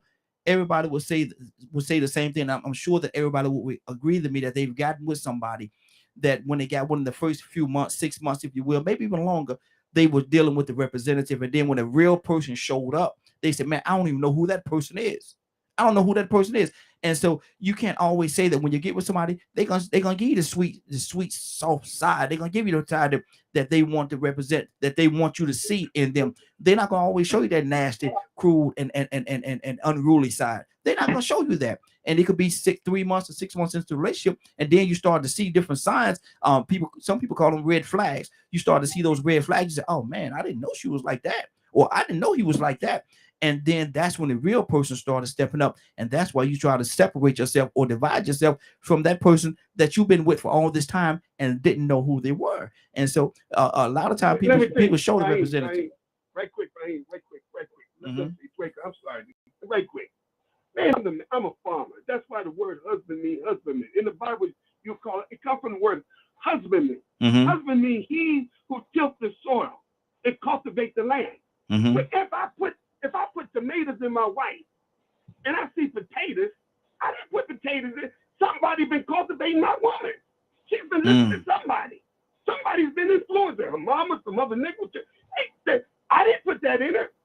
But if you leave a woman untended and you don't cultivate your own woman, somebody will. But that's an influence by somebody that would make a woman come that route. But see, my thing is, when my wife been on I can tell when she's been on TikTok too long. I said, you need to get there. I'm sorry, you need to get off of TikTok. I hear influence. I hear influence. And we got to be the kind of man to make sure nobody be killing on your land. Even if we're gonna nothing on my land, it's my land. Okay, but even if we're gonna even if we're gonna talk about influence, you got to also understand that influence can make a change or a difference in the person that you thought you knew, and that influence could change her. If a woman looking at our Housewives of Atlanta or Housewives of Dakota or wherever it is, and that spirit goes and that spirit goes into them, it's going to change. If they allow that to go into, it's going to change who they are, and they're gonna start acting in that way. And so now this person that you thought that you knew has been influenced by something else, and now they become someone else because of that influence, and now you got a different person on your hands. Let me keep this thing going. We got a lot of people that came in here that's come in. Let me see who just came in. I want to touch them as well. We got a lot of people in here. Willa, good morning, young lady. Good morning, Raheem. Good morning, DKM. Good morning to you, sis. Good, love the energy, sis. Love the energy. I'm asking a question, man. We're talking about this a women's movement, and could being pro-woman be anti-man, and could that be pushing the men out of the home or causing a divide between the men and the women? Willa, what do you say to that?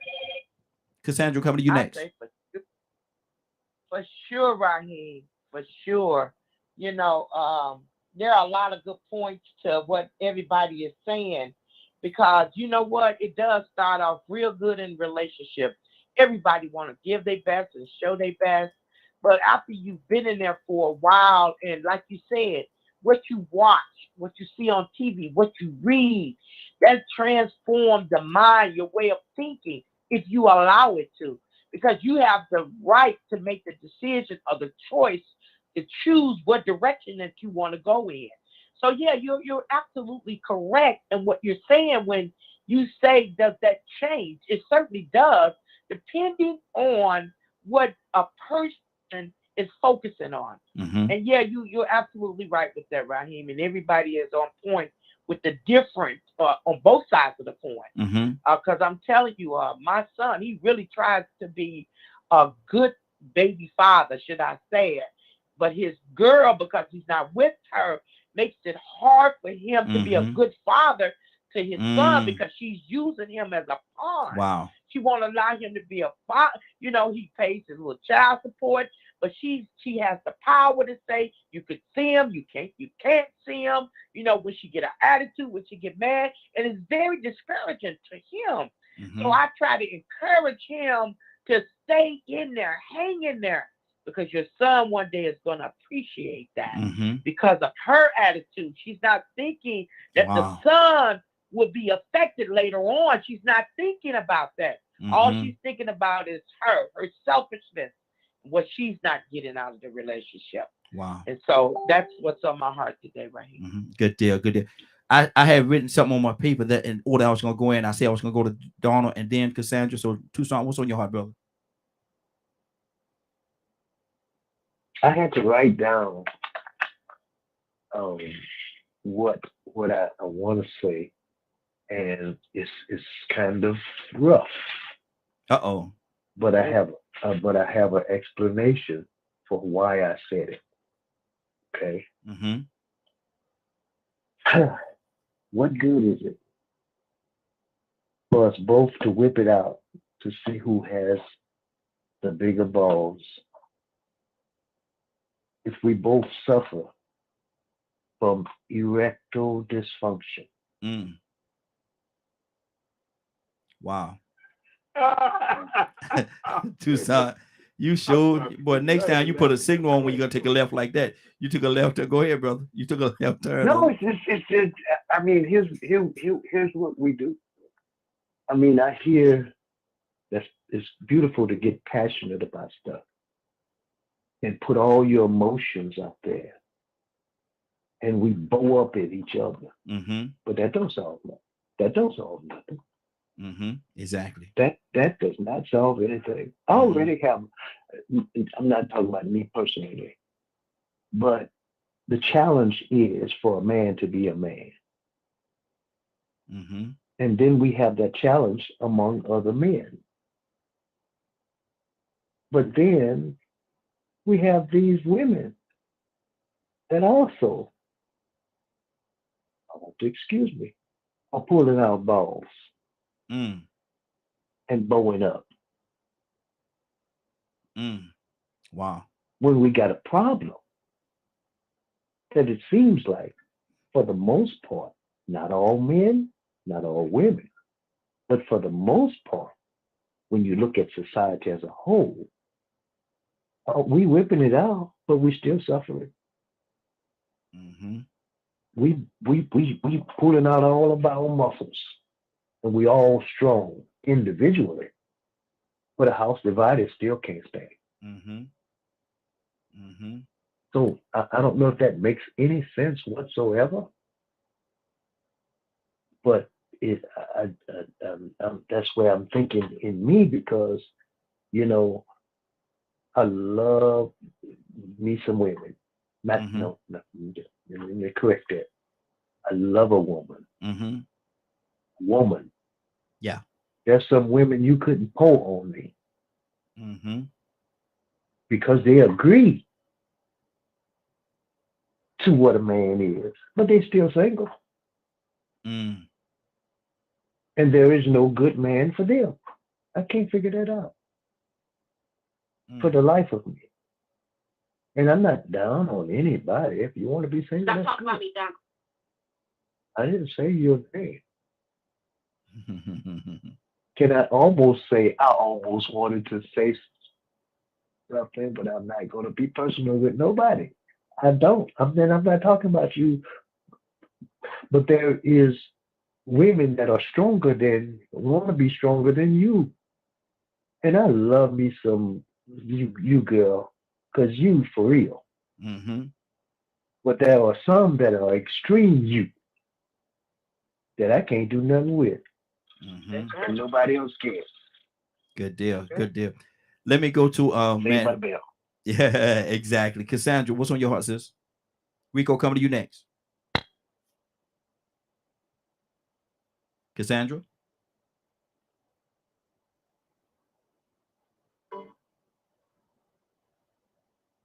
Let me see. Where is Cassandra there? I thought we had her. Okay, Rico, go ahead, brother. I'll come back to Cassandra. Man, thank you for Donald, Dr. Cook, and Navy. Because that's about as close as we done came to a solution. I heard a lot of disturbing things. I pretty much heard shut up and dribble. I almost heard what can we do about it?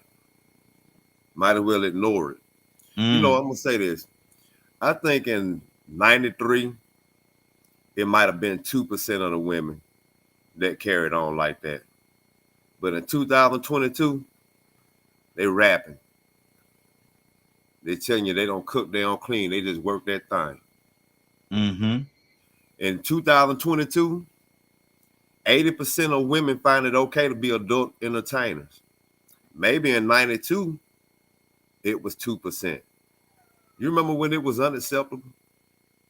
You see, we this is one thing I realized.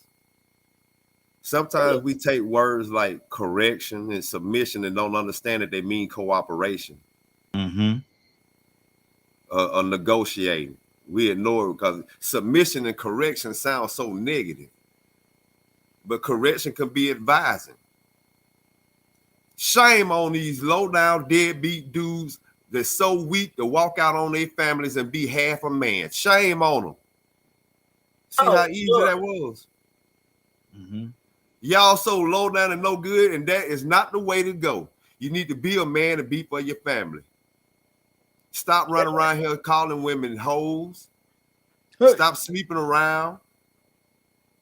Be monogamous. Wait till you get married. Get you an education.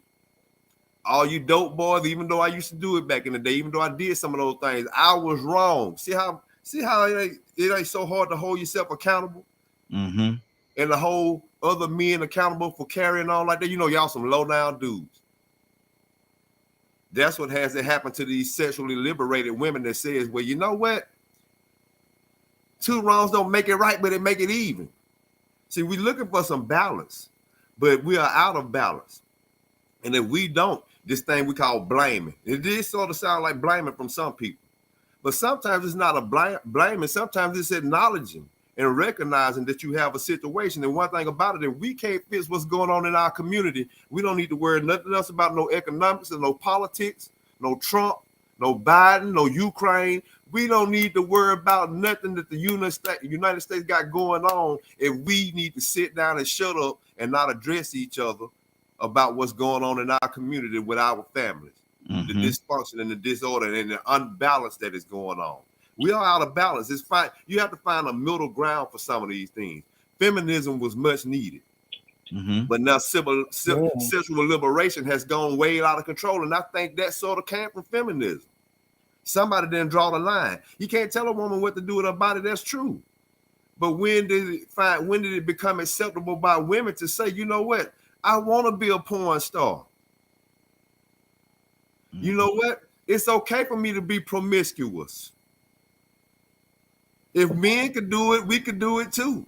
Now that women doing it, y'all can't take it. Y'all can't take it since women doing it, but now you're trying to find out who your baby daddy is and you're lying. Can you blame that on men? When you start saying that since we want to make it even, see, it's one thing to fight for rights, but then it's another thing to fight for negativity too. Y'all want to equal negativity. Y'all want to equal rights to do the bad things that men did.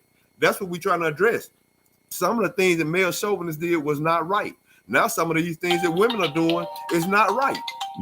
So, you know, we have to hold ourselves accountable and acknowledge what's going on and then try to fix those situations. Because like I said, the 2% that used to think it was cool to strip and sell coochie and do porn has turned to 40 or 50%.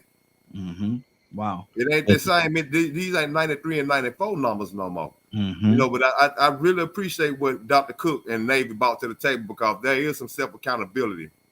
I don't think gold diggers could blame men, but I do want to say shout out to that father that went to court and tried to get visitation for the weekend with his children, but ended up losing one of them to a mama that felt like she was entitled to keep him from them and decided to try to kill both of them to keep him from him. Wow. 508-924-3521. 508-924-3521. K with an E. Good morning, young lady. How you doing this morning? I had to find the mute button. Good morning, sis. How you doing? Oh, I'm just blessed. I'm blessed. Good deal. Talk to me, sis. What's on your heart? Listening to the conversation. And just like you said, somebody said, some women think they got just as many balls as men. And just like women push men out the home, men push women out the home. Talk from experience. My daughter just told me yesterday. She said, Mama, men don't want a woman to wash, cook, and clean and do all of that. Like her and her friend are separating right now because he want to pay on the rent and she got to pay all the rent, all the bills. And if you got to do all that, what do you want him there for? So, hey, it's different strokes for different folks. So he don't want a woman to cook, and my daughter's my daughter. She cooks from scratch. So you definitely got a good woman because I raised her. Me and God and my mama. So she been raised by grandma and mama and God. Can't beat it. But that's what he chooses to do. So ain't nothing I can tell her to do but keep on praying and be single. Find yourself and let a man find you. If women quit looking for a man, let a man find them, they'll get a man. That's good. I'm running from them. And I ain't bragging, I'm just being honest. And I'm 60. So I don't know what the problem might be. And I don't have a man that don't come over here. My son stay with me and he see it. And he said, I don't believe they come over here and just give you money like that and bring you gifts and you don't mess with them. You can hear it in their voice, I don't mess with them. These men asking me to marry them, boy. I said, God placed you in my home so that you can see this. And he's seeing it. And there ain't a man in my life that don't come over here and say, here, this is for you. Or they'll send me a card. And I just thank God because those are blessings. And I thank him. And that's for me carrying myself the way I carry me. It ain't nothing else. It's just how I carry cash. And that's just how my mama installed it in me. Good deal. It and that's all. That's it. And I don't have a problem. Good deal. Good deal. We're gonna go to Badger, then we're gonna go to Toya with a T. So Badger, what's on your heart, brother? I was sitting here thinking about what all is being said, and I agreed with it. There's a lot of accountability that people aren't doing on both sides. You know, I shared earlier about my experiences in the communities I've been in. And does that play a factor? Absolutely. However, it's the responsibility on both sides. Where should the line be drawn? And to me, I think that's what we really need to focus on. You know, I talk about mental health all the time because I'm a mental health advocate. And I also mentioned earlier about how men have this ideology pushed onto them, just like women have an ideology pushed onto them. And you can't hold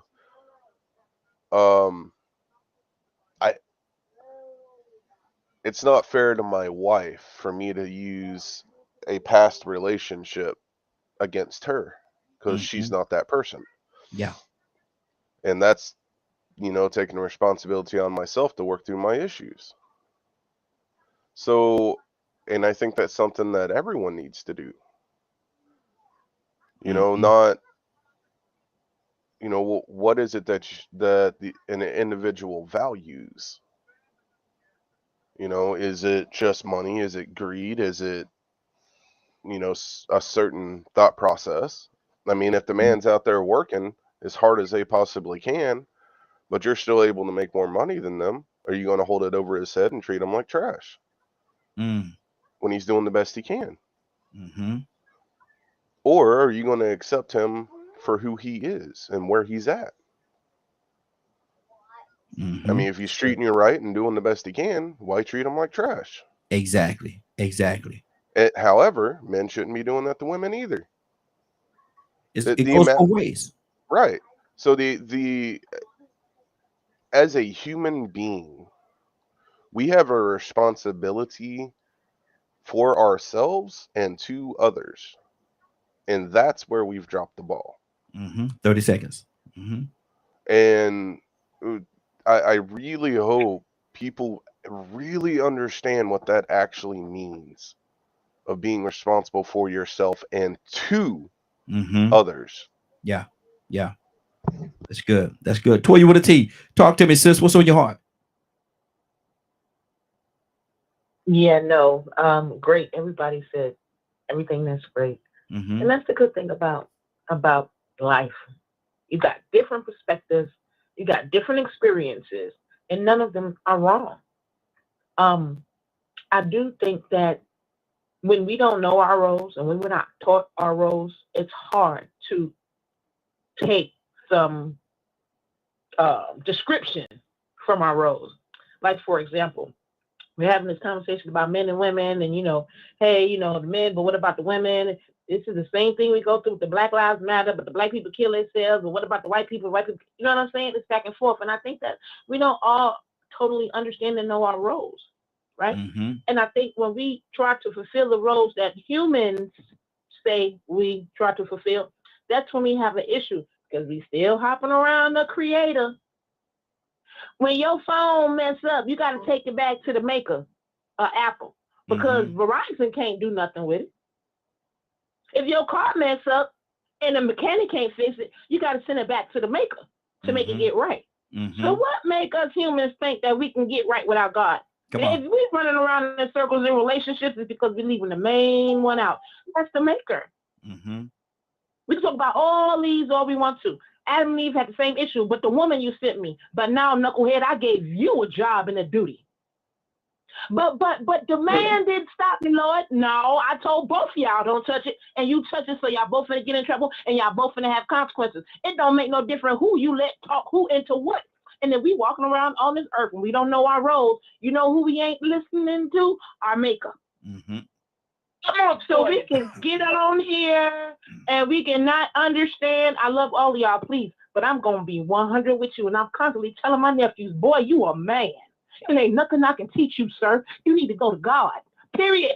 I love him, and there are things that I want them to do, specifically myself, but that is not what's going on here. I need to teach them the truth, even if their mama don't. Even if I see that ain't no men around me in my family that's on that page, it don't make no difference. Let me tell you something. Auntie will die for you, boy, and I'm going to tell you the truth. You a man. Period. And until we learn our roles, that's why I keep directing my young nephews that keep coming. All them stories they come out with, I don't want to hear all that. You knew that before you had that baby.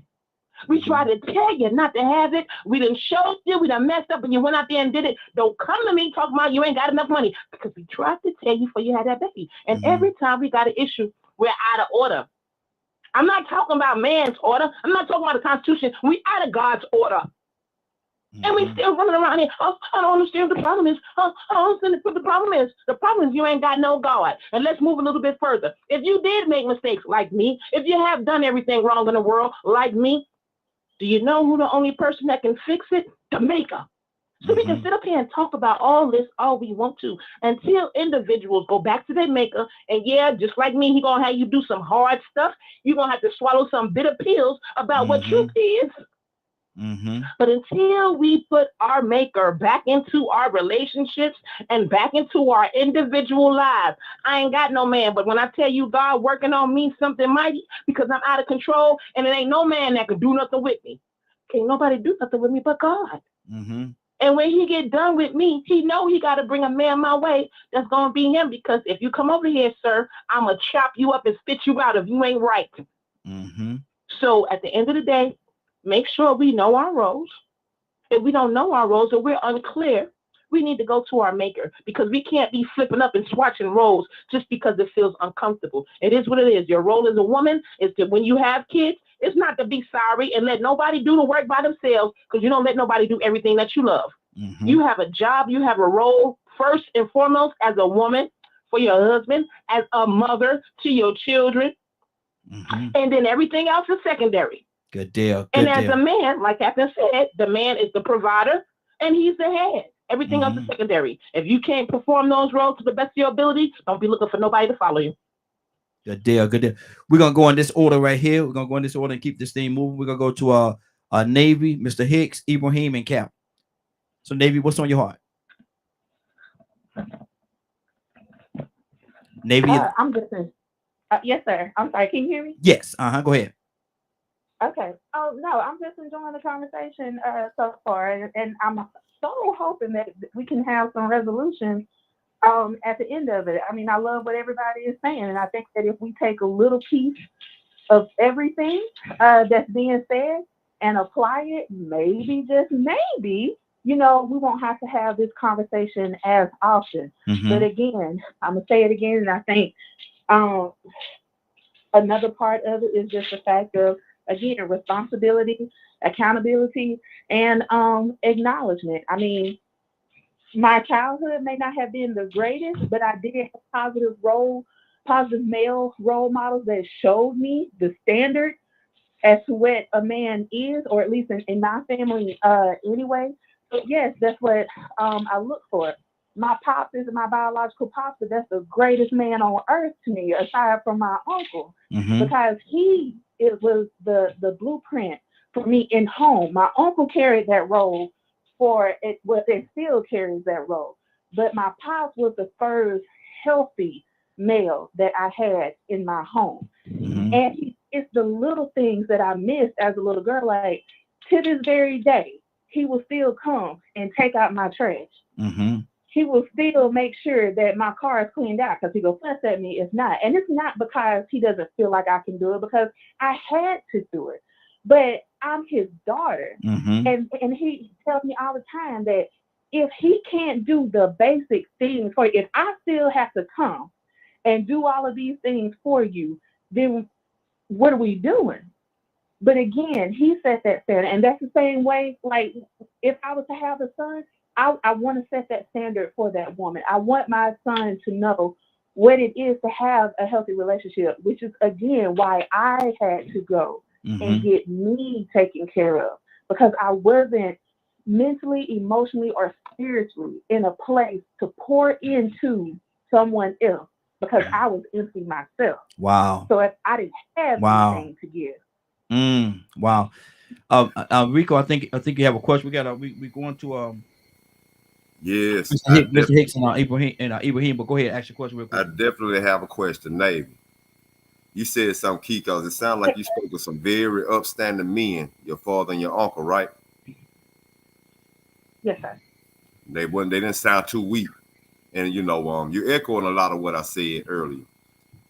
Who was the negative person or the negative influence in your life that caused the trauma that you spoke of in the past? Because I relate to a lot of what you went through. And I wanted to sort of contact with you about that, because it sounded so similar.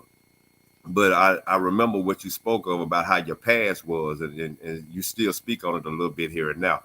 So whether that negativity come from with you having such an upstanding father, because it sounds like that's where you got your positive reinforcement from. Okay, who was the negative influence? And then, was it a two-part question?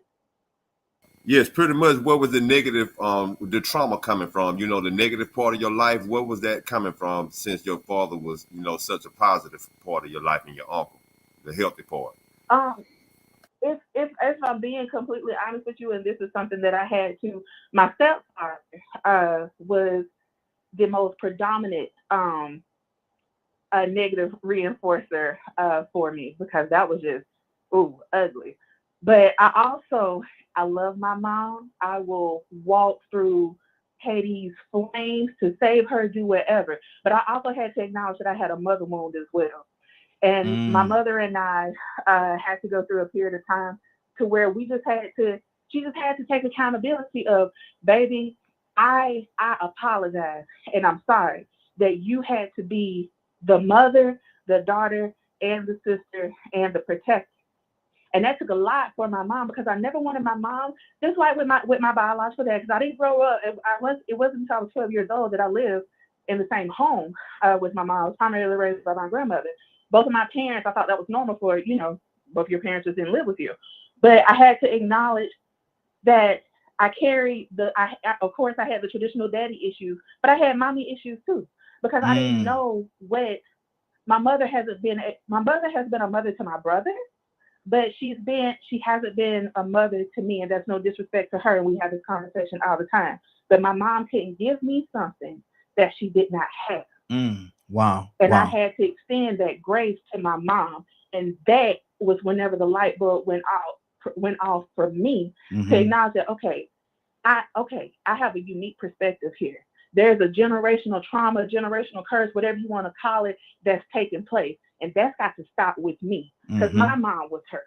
Her mom was hurt. The mom before her was hurt. I can't carry that on into me, and I can't carry that and pour that into my daughter. I can't do that. So that has to stop with me. I had to extend grace to my mom in order to extend grace to myself, because I had to understand her hurt. And it doesn't excuse or negate what we went through. And she had to acknowledge that, you know what, I did mess up, but I gave you the best of me that I could. Wow, that's good. That's good.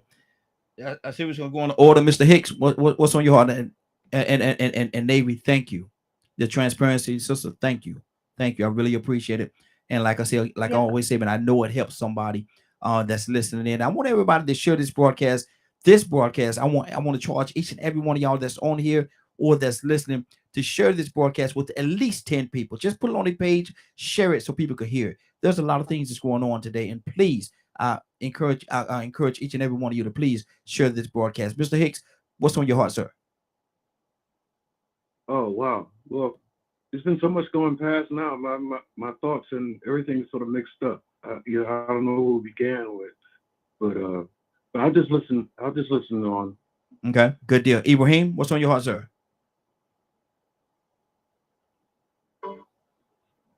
You hear me? Yes, I hear you.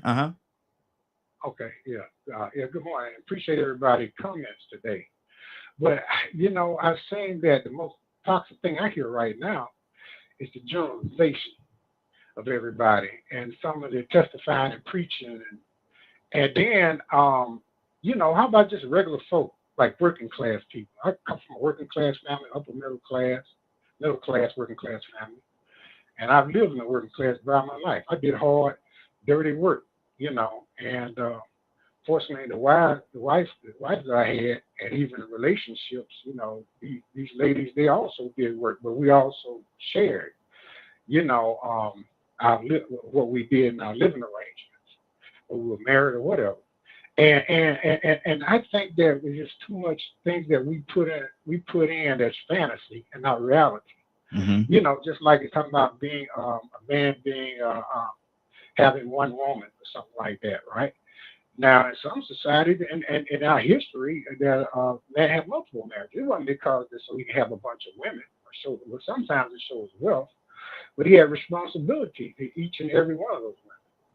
And then, but in that society, there was never a woman out there that was by herself. That wouldn't have had a family or had a man that protect her, or men that protect her, or family environment. Or Ibrahim, let me say this, brother. I understand what you're saying, and you're absolutely right. There is let me pause your time. There is an element of this world that where men can have multiple wives and stuff like that. But I'm gonna tell you something, Ibrahim. If you tried it over here, they say when you're in Rome, do as the Romans do. You tried it over here, brother, you're gonna have some problems. You gonna have some problems. Well, go ahead. I'm starting your time back up. I actually have a family member that had 4 wives. And all of them are not, and 2 of them are Christian and 2 of them are Muslim, or whatever, it's a wonderful thing to see how they interact and relate. Not saying they don't cause stress and strain on everybody's relationships, because, I wouldn't go through that. That was too much stress he go through. And I kind of talked to all my daughter-in-laws. I talked to these ladies that are married to this gentleman, and see what they go through. And it's mixed, but the thing is, each one of them know that they have a place, and they have their own families, they have their own children, and most of the children are not his. You know what I mean? There are other families, but still that he's the father figure within these 4 families. Now, could they have done better? Yeah, probably. Could they have been better by themselves? I don't think anybody, in real sense, 30 seconds, should think that it's good just to be lonely because of your ideas that you got some part of yourself you got to share. Some part of yourself got to be part of somebody else, like the better half or whatever. But I think that some of the models that we have in living is created by society that doesn't have nothing to do with work. How can you be a working class family and everybody got these attitudes that she got to stay at home, she might have to do this, and he's a king, and she's a queen. Ibrahim, I gotta keep it moving, brother. Gotta keep it moving. Hold right there for a second. And I want to say this right here. I got to say this in light of what was just said. No disrespect to my brother, man. That's my brother Ibrahim, good guy. But we talking about solutions of how to fix it. And I don't, about having 2 or 3 different wives and stuff like that. I can't see how that's going to be a solution to what we're talking about today. Somebody out there with 2 or 3 different wives, and then you say he got 2 or 3 different wives, then there's children, and none of the children are his. That sounds dysfunctional to me. But I'm just saying, I'm just listening. I listen to every word that's being said on here. Y'all may not know, but I listen to every word. Captain, what's on your heart? Well, first, let me say this, y'all. To everybody on DTL, I am a person that is very passionate. You're going to hear that out of Captain Dennis. So every one of you, we have a perception of what I expect coming from you because that's your spirit. So when Captain Dennis come on and say, oh, here he comes. He's going to be preaching. That's me. I'm sorry. That's something you have a problem with because I am compassionate. I'm a captain. I have to motivate men. I come with a motivation spirit. I'm sorry. I don't mean to be no preacher, but I am passionate. So if you want to throw that on me, cool. I'm passionate. I'm a preacher. I'll take it. I ain't mad about that. But every one of you got perception. I got perception about every one of you. And I don't say that because I know that's your spirit. So let's be clear on that. All right, now, because I hear little subtle things. Anyway, let's get back. Let me say this, Brother Raheem. Do you know that in the man, I said again, all males are not men, but all men are males. Mm-hmm. Do you know in the man's gene, in our sperm, we have both chromosomes? Y'all know this. Y'all went to school. Y'all know that when we got the X chromosome, we got the X and the Y. Mm-hmm. Why do the man's sperm have both chromosomes? In our sperm, we are the determining factor, whether it be male or female. Mm-hmm. I'm going to say that again. We are the determining factor from the very sperm. So God has given man just a degree, just a small degree above women, not to be taking women and putting them in an abusive relationship. Every one of us has two life. If I grew up as a young man, and I have, and you listen to them young old dudes on the corner try to tell you how to be a man, you can get twisted. Yeah. Because the first thing I learned, listen to me, when I was a young man, that it was okay to have 2 or 3 girlfriends. So I come out the gate being taught, you got to have 4 or 5 women, dude. If that's the way I grow up, thinking I'm supposed to have 2 or 3, then I get to become a man. Then I become a man that cheats and got to have 2 or 3 women. Because I never had a man tell me, no, brother. The Quran said you can have 4 or 3, but 1 is good for you if you but no. Mm-hmm. The Quran also tells us you can't get 4 women justice. Yeah. You can't do it. I don't care how many women, you can't give them all justice. So there is some parameters. I don't want everybody to think that, we about all that. There's some rules. There's some rules to it, and it's cool. We ain't going to go there. But the bottom line is, here's the solution. I was part of the organization of the Million Man March. Mm-hmm. Do you hear what? I was part. I didn't go. I was part. Minister said in New York, I brought him New York. We had 1.2 million men. I want to say it again. 1.2 million men in D.C. Mm-hmm. Why did they come? There was 99% Christians. Why did 99%, 1.2 million men came to D.C. to hear a Muslim man? What was his comment? Go on the line. If you want to know what he said, you can go on YouTube. But the whole thing was called atonement. It was called a day of atonement. I'm bringing all the black men so we can atone, man. Atone to God. Atone to our women. Atone to our children. Atone to one. It was called a day of atonement. Mm-hmm. That's what that was. And then there was instructions given to every one of these men that was going to go back to their home. You should listen to the instructions. Then we took a pledge. All right, say your name. I pledge not to violate my woman or abuse my children. Say that. I say your name. I pledge to go back and work with our own black people that bring economic development. And I will not act of violence. So we did a pledge. Now, why is that important for me? Solution. We have today, I'm on a tour. It's called an all men's only tour. No disrespect to our sisters. But when the man is by himself and no woman's in the room, then as soon as a woman walks in the room, our feathers come up. Yeah. We start straight. He can't be honest because that's the bravado in him. Even right here on this line, we have a problem giving each one another acknowledgement of something that was wise because I said this. This remember what I said. Come on, man. That's an ego. Mm-hmm. We got to learn, man. If somebody say something, I ain't taking nothing from nobody on this line.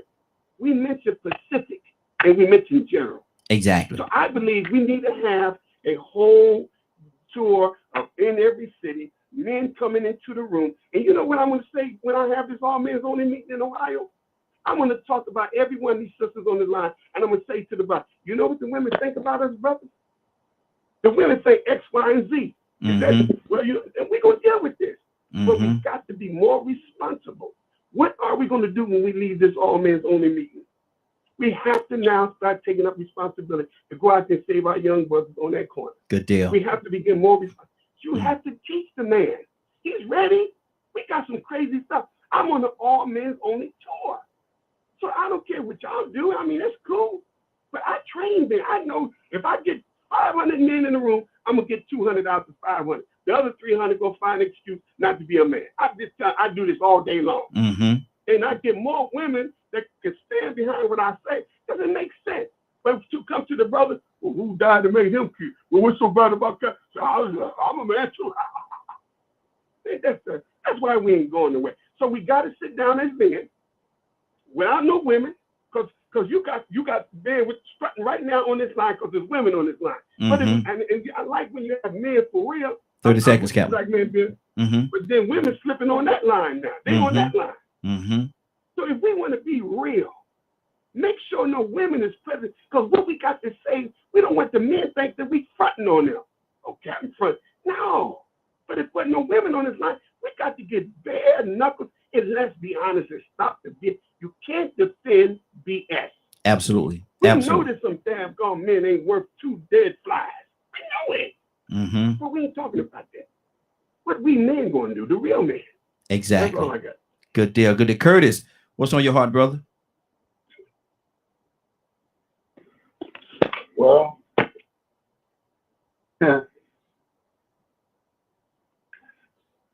I just think that the issue, Brother Cat, made a phenomenal point.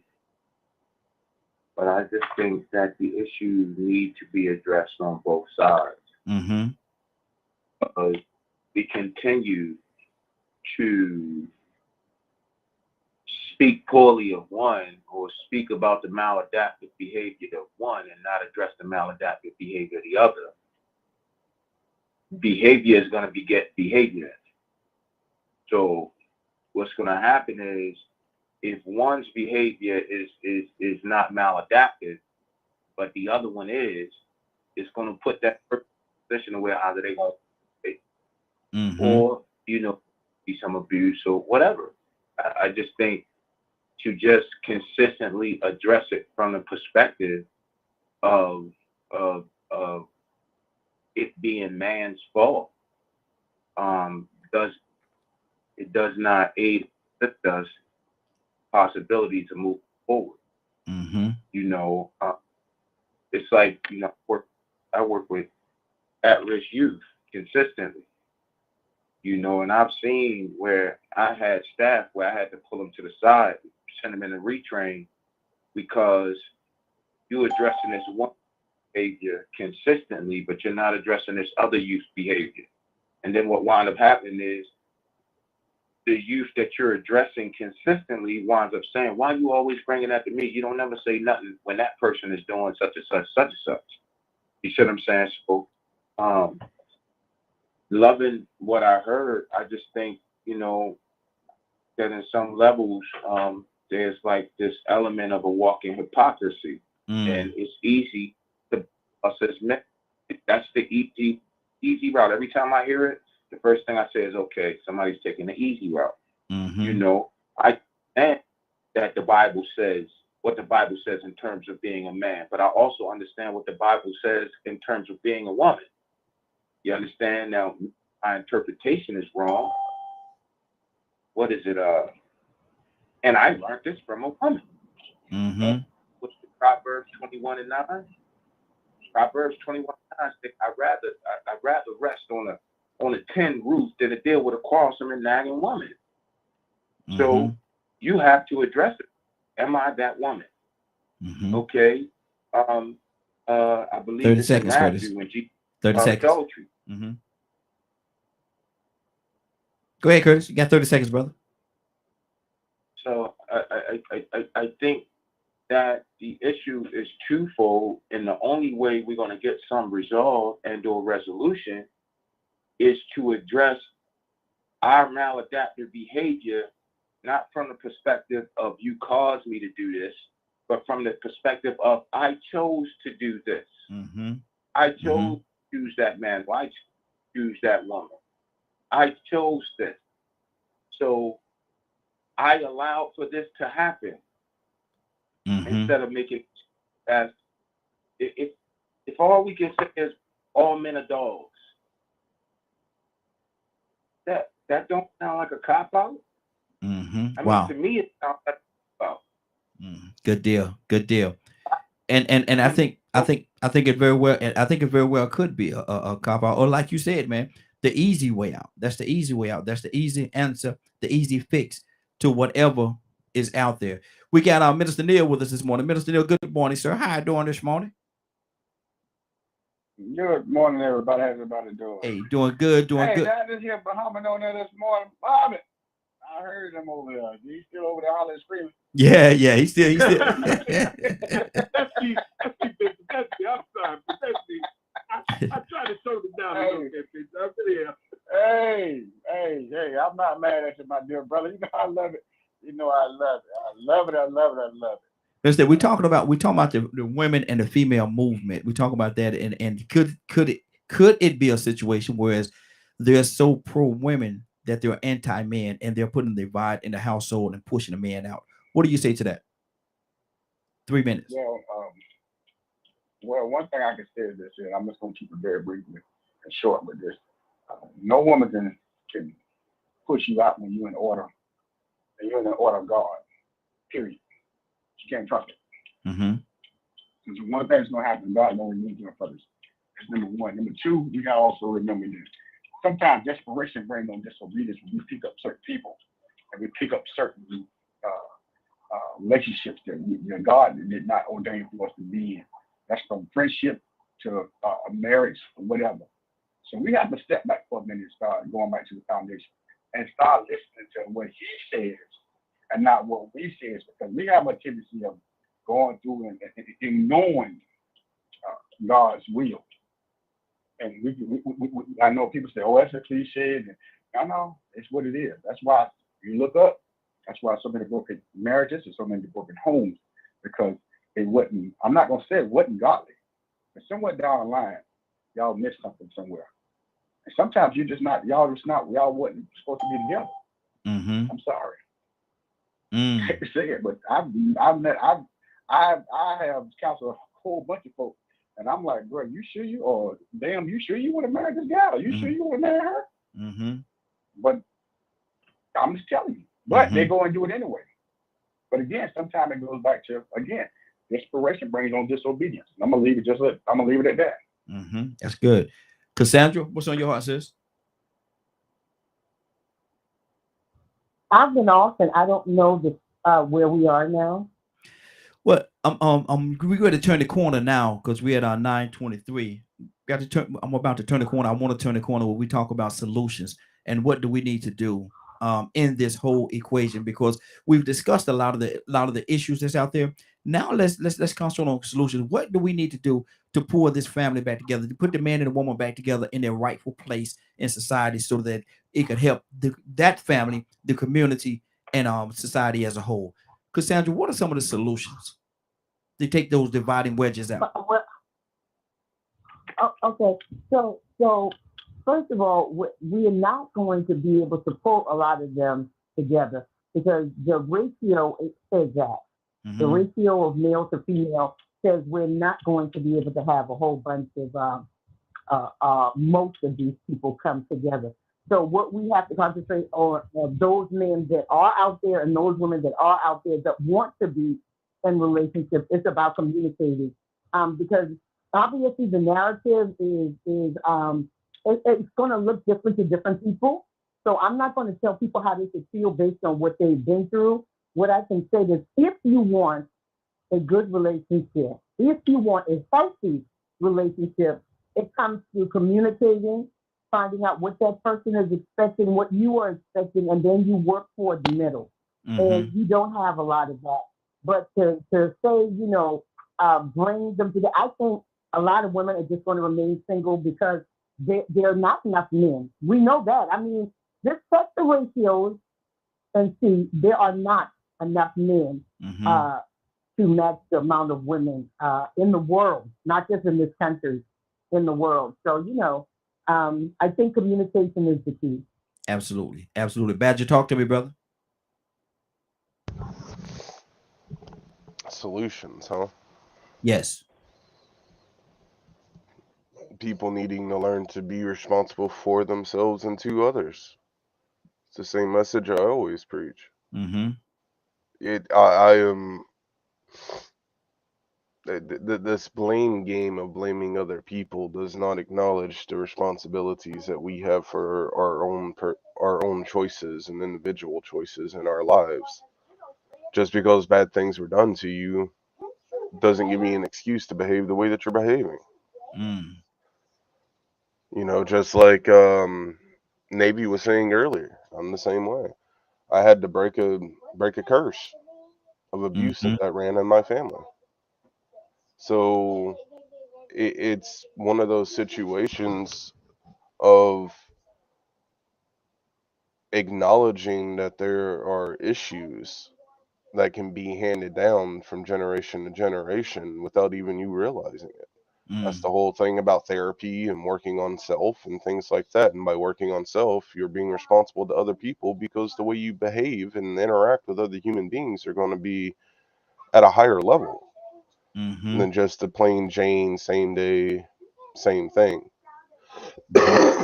So to me, this a huge solution is how to work on self. That's good. Willa, Rico, and Toya, we're going in that direction. Willa, what's on your heart, sis? Well, I'm looking at a solution, Raheem, on how we can change this from a small scale to a large scale. You know, in first of all, we can start in our inner family. You know, like I think one person said that they were helping their nieces, their nephews, and showing them how it is to have relationships and having relationships, being honest. There's one thing that I like about what Badger said, in how it happens a lot. How when we do go through relationships and we wind up with some kind of pain, we take that same pain into a relationship. But that's one thing we have to stop doing and then work through our issues. But the thing is, I have to be honest, Raheem, if I want a committed relationship with you and I am a woman, I'm going into relationship saying, this is what I want. This is what I expect. And I believe that males should do the same thing. And I believe that if you go into relationships with that kind of honesty, then you won't waste time. Because time is important. Time is important. Exactly. So I believe that that's a solution to us trying to get back what we lost. That's good. So that's what's on my plate right here. Good deal. Good deal. Rico, solution, brother. I think we try to find a way to get feminism and the black family to coexist. Find some type of balance in that. And in the process of that, individually, we have set standards that we have set for ourselves. We raise our standards and values and priorities, put them in the right perspective. But in the process of having those standards, we refuse to conform to lesser standards. And when we are surrounding ourselves with people, we surround ourselves with those people that have those same standards or higher. If they come around with a certain standard, we either advise them as friends or leave them alone. But somehow we have to get to a point where we start not ignoring and letting negative behavior just run rampant. Because like Curtis said earlier, it trickles, it begets, it turns into more and more and more, it multiplies. So I think, you know, it gets to a point where we as individuals and as a community in the process of trying to make feminism and the black family coexist and actually get two parents back in the household, we raise our standards. We create a new trend. We know the trend that was created that has made this negativity exist. I think we don't sit back and just embrace Jezebels and gold diggers and say, well, that's just how they are, but that's still my girl. We just don't embrace dogs and players and hustlers and dope dealers and say, yeah, man, that's my boy, man. He do what he do. No, we stop accepting and embracing negative behavior, because once we make it acceptable and cool, the next generation gonna think it's normal and cool and acceptable too. Exactly. And that's what we are. That's what we are right now. So part of those solutions to me is to make sure that we just raise our standards and make excellence and integrity and character and honor the new cool. Instead of stripping and getting money and red bottoms. Good deal. Good deal. We're going in this Toya, Navy, and K with the E. Toya with a T. What's on your heart, sis? Toya. She can't find that mute button, y'all. She's looking for it. Toya with a T, you there? Let's go to Navy. Welcome back to Toya. Navy, what's on your heart, sis? Oh, just loving the conversation. I think that we are a lot more receptive than when we first started out. I'm not hearing as much like blame, but again, I just appreciate everybody's viewpoint. And like I said, if we can take a little bit from what everybody has said, then we can have a delicious pot of gumbo. If we can take it, execute it, and apply it. And I love what Ms. Cassandra and Rico said. Oh, what everybody said, but I kind of wanted to echo what she said about expectations because I 100% agree. The only thing that I want to add to that about communication is comprehension as well. Because yes, communication is great, but if I can't comprehend your needs, your wants, what you are trying to communicate to me, then we're still lost. And if I don't have an awareness of self enough to be able to communicate those things to you, then we're both kind of just shooting in the dark here. So that communication and comprehension has to come on both ends, and that's all I'll add to it. Good deal. It's been great. It's been a good conversation. It's been a good. And again, I want everybody that's certainly a part of this to share this part. Go to the DKM or wherever you can find it, and share it with at least 10 people. Share this broadcast today with at least 10 people. Do that for me, y'all. Y'all do that for me. Let me go to K with the E. K, what's on your heart, sis?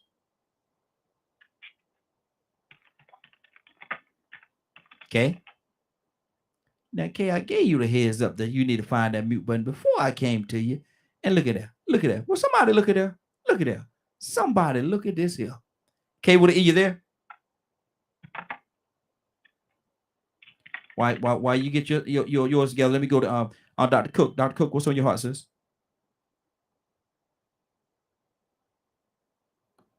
Dr. Cook, you there? I'm just listening to everyone.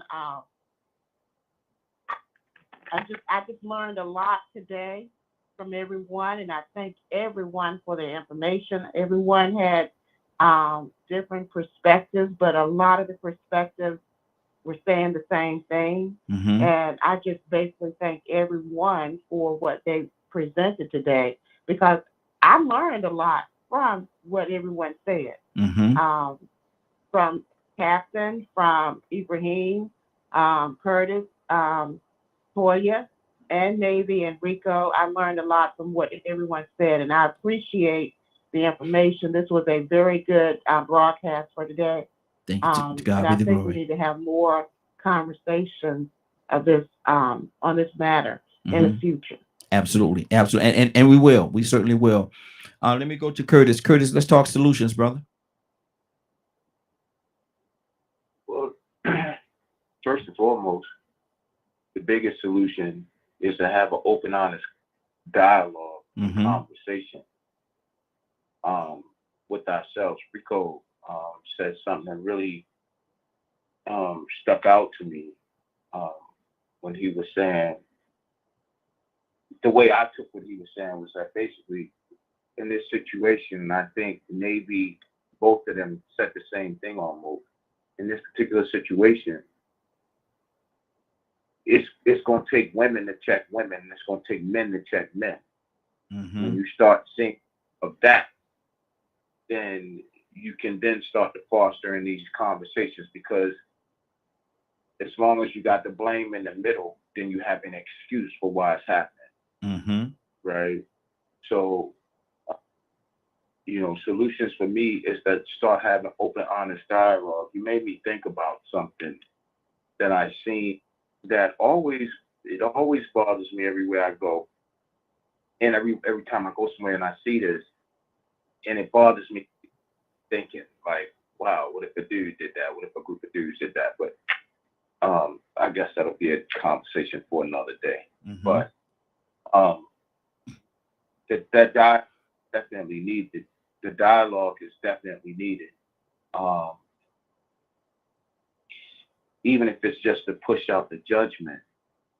So some of the things I heard was like, all women do this, and all women do that, and all men do this, and all men do that. And that's just not true. That's not true. Had my fair share of women, but I ain't never laid with no dummy. That got a slogan about that. I don't get down with no. You see what I'm saying? But you first, in order for me to even enjoy you. So, I mean, from a dude's perspective, only thing I can say is, ladies, we got to get back to listening to our dudes. I ain't said nothing about that. I'm saying, listen, I'll close with this right here. Did you see the video that dude posted on Instagram when he was talking about killing his kids? No, I didn't see that one. No. He killed his 2 kids, man. He posted on Instagram the last post. Wow. And you know what playing in my heart, bro? You know what keep playing in my mind and in my heart? When I looked at it, 1, as a therapist, as a counselor, 2, as a human service provider, and 3, as a man, right? And you know what I got from everything he said, bro? What's that? His baby mother would not listen to him. He kept saying, all you had to do was talk to me and let me know what was going on. All you had to do, and you can see he trying to hold back the tears, and you can see why he's trying to hold back these tears. He's trying to hold back these tears because society done told him, you can't cry, bro. So there's a lot of issues with men right now that's going on, with young men right now that's going on that we don't want to address because society has said that we're supposed to have a certain level of vibrato and a certain level of pride. And put that to the side, man. Exactly. But wrap it up for me, Curtis. Wrap it up. Hey, go ahead, finish your thought, brother. No, I did. I said those are my suggestions. Okay, cool beans. Minister Neil, we're talking solutions. What are some of the solutions to wedge these gaps between the men and the women and all these situations that's going on? What is the solution? Conversation. I mean, I think everybody pretty much has said that, and I truly believe that's the only way. Because you're not going to know unless you're told. Simple as that. You know, something that Deacon used to say to me when I first got ordained. He used to always say, "You are now stepping into a different realm. So always remember, 90% of your job is going to be to listen. The other 10% is going to have you to move where God wants you to move. And that will make the 100. And that's what we have to do. We have to just listen to one another. That's good. It's not hard. Just talk to one another. That's all we have to do. We have to talk.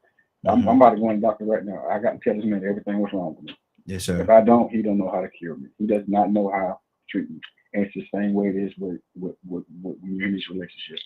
I heard my dear sister say it's not enough then to go around, but the thing about it, it don't matter if it's enough to go around, because the one that God has chosen for you to be your mate, and that's what you have to look at it from that perspective. Absolutely. And I hear that a lot, and but again, I want to thank y'all, man. God bless you, man. Likewise, bro. Muhammad, man, it was good hearing you, man. I guess your new radio had this Captain Dennis. I didn't know who Captain Dennis was for a while, but I guess I know now. That's Muhammad. So, yes, sir. I know Mr. Muhammad. Good deal. Good deal. I love y'all, man. Hey, love you as well. Have a good weekend. Hey, man, I'll see you later, man. Yes, sir. And, hit me up.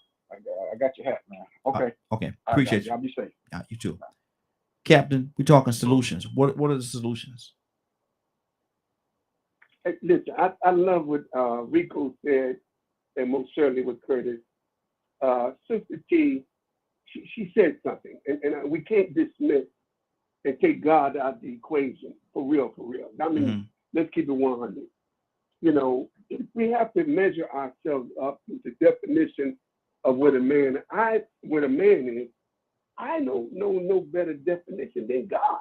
Mm-hmm. I think if we use God as the standard by which we grow to become men, I can't see how we can lose.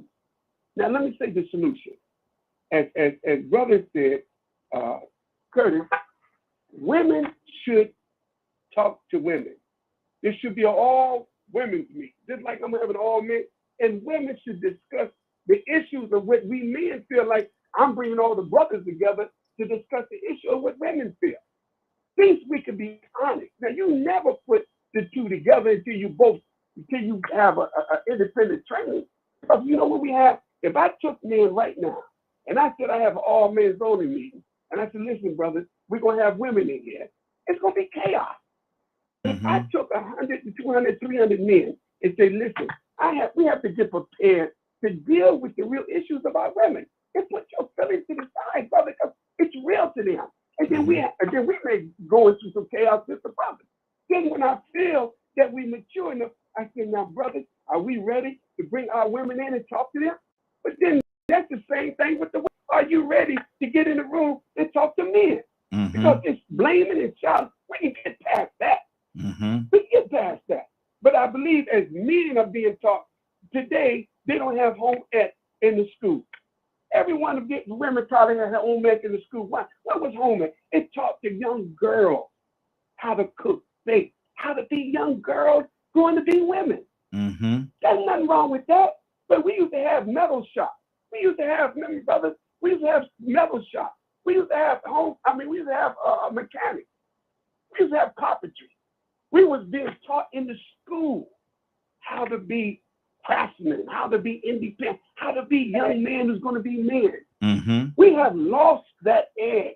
Yeah. So if we want solutions, let's create the kind of institutions. And listen, I would love to have Rico go before 500 men. I would love to have Curtis go before. I would love to have Dr. Lamb. I would love to even have a. Now he's looking. Here's the brother. Let's talk to him now. And get some dialogue. Ain't no women here because you got something to offer. All this talk, well, it's what we need to do. I'm doing it.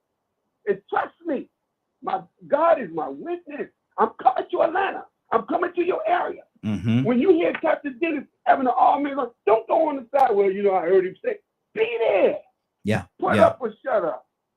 That's my solution. And sisters, you should do the same. I can't tell you what to do. You get together with your own women. Go into the beauty salon. That's where the good conversation starts. Y'all in the head, y'all get in your head and let's talk about it. We go in the barbershops, brother. Let's talk about it in a barbershop. Exactly. That's my solution. All right. Good deal. Good deal. Toya with a T, you back with us? Toya with a T. K with the E. Are you back with us? See, all these ladies with these letters in the name ain't even here right now. Ain't even here. Cassandra, what's on your heart?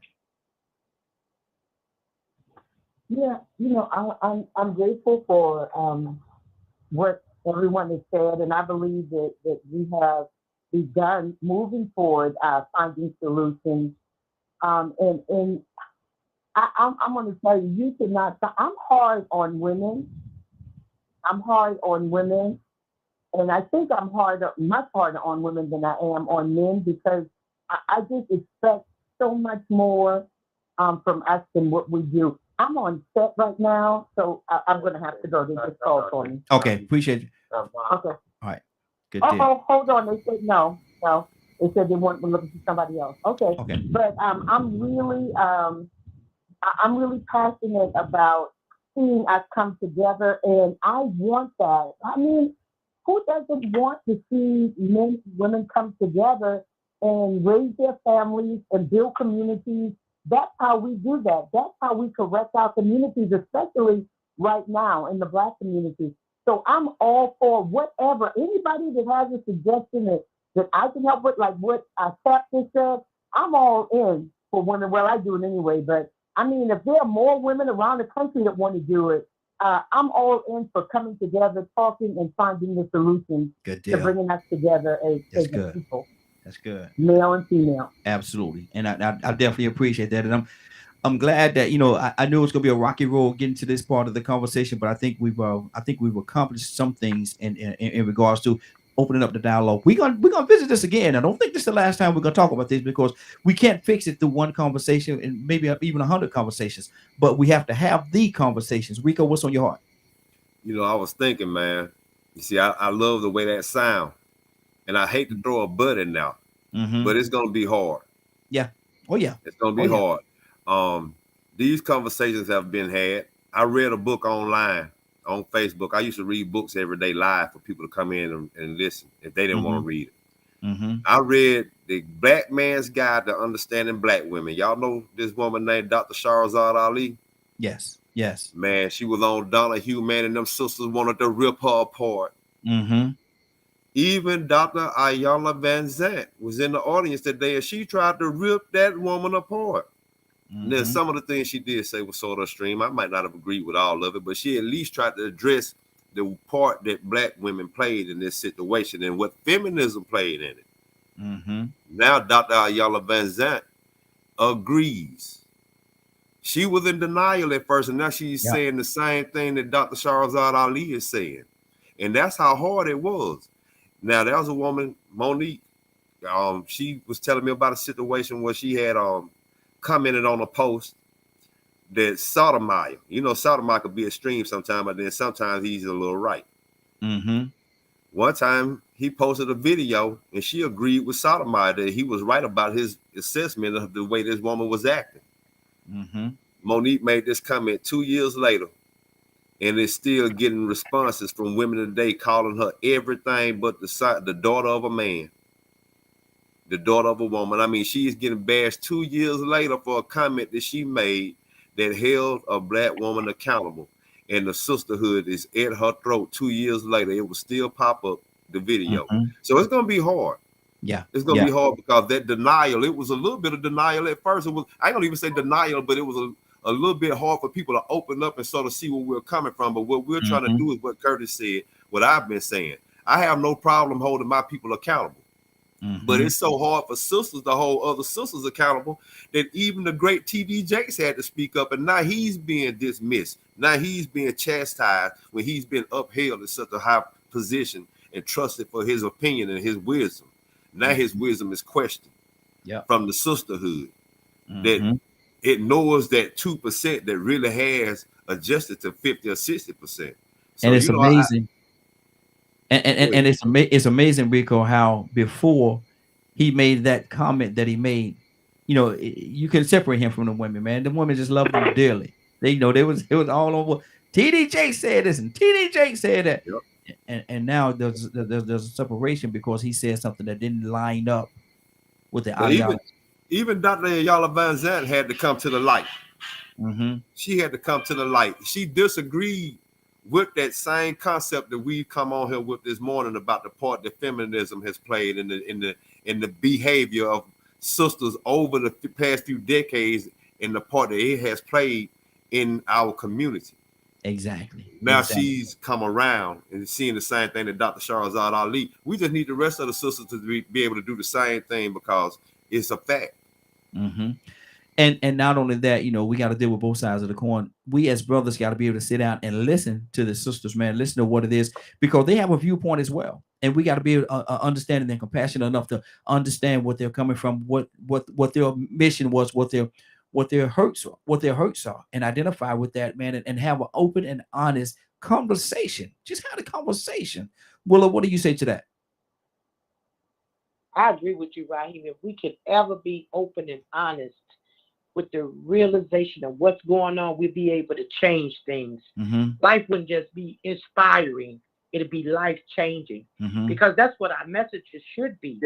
You know, we should encourage and inspire people, but most of all, we should have a life-changing message, a message that helps us to change from within. You know, we always want to dress up the outside. We always want to fix the outside and change the outside. And we do that for attraction. We do that to attract somebody. We're on the hunt. But if we're ever able to fix that inside, if we ever able to get people to look at the inside and not the out, We'd be so much better as a people, as a man and as a woman. Exactly. We'd be so much better. Exactly. So I agree with you, Ryan. Good deal. Hello, Miss 76. How you doing this morning? Badger, what's on your heart, brother? You know, I've been sitting here listening, and I find it interesting that everyone's saying what I've been saying since I've been on this show. Being responsible for yourself. Which ends up leading to being responsible to others. And it's wild how it seems at times that how powerful that comment really is and what it means. And how many people overlook it or not pay attention to it. Because we're talking about solutions of today's day and age. And being responsible for yourself is taking a inventory of why the individual is behaving or interacting with the things, reacting to the things that are around them based on their environment and toxicity that is in our society. You know, to bring about change, especially to those that are around you, starts with yourself. And by working on self, you end up helping those that are around you. That's good. You know, how can you feel love if you don't know how to love yourself? How do you know how to feel God's love if you don't know how to love yourself? You know, you got to fall on your face until it finally clicks of what it is. So, and in this current society, you know, it's selfish all the time. Everyone's taught to be selfish, but they're not taught the other side of it. Good deal. Good deal. Captain, what is the solution, Captain?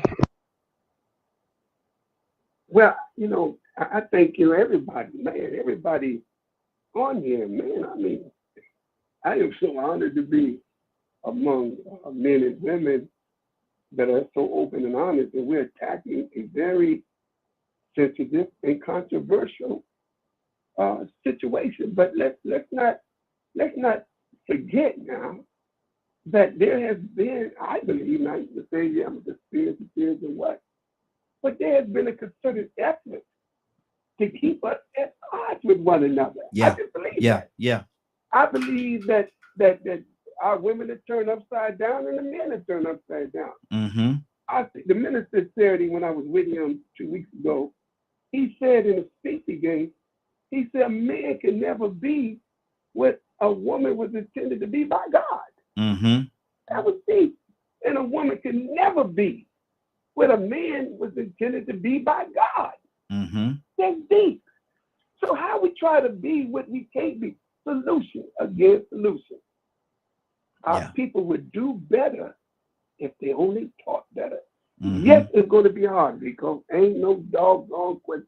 Sharada Ali, that's my sister. She come out the Nation of Islam. She got her way. She got her own. She's brilliant. There's some things that you're right.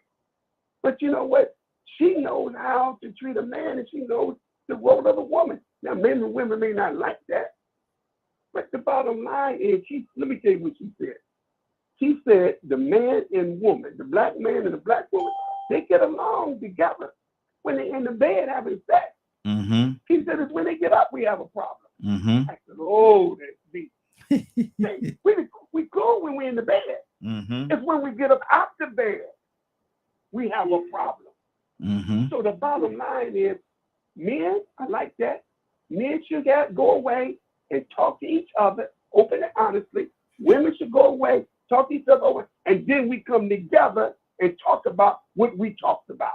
I think that's the best solution. Now, it's going to be hard, but not impossible. Absolutely. Hard, but not impossible. Absolutely. Toussaint, what is the solution, brother?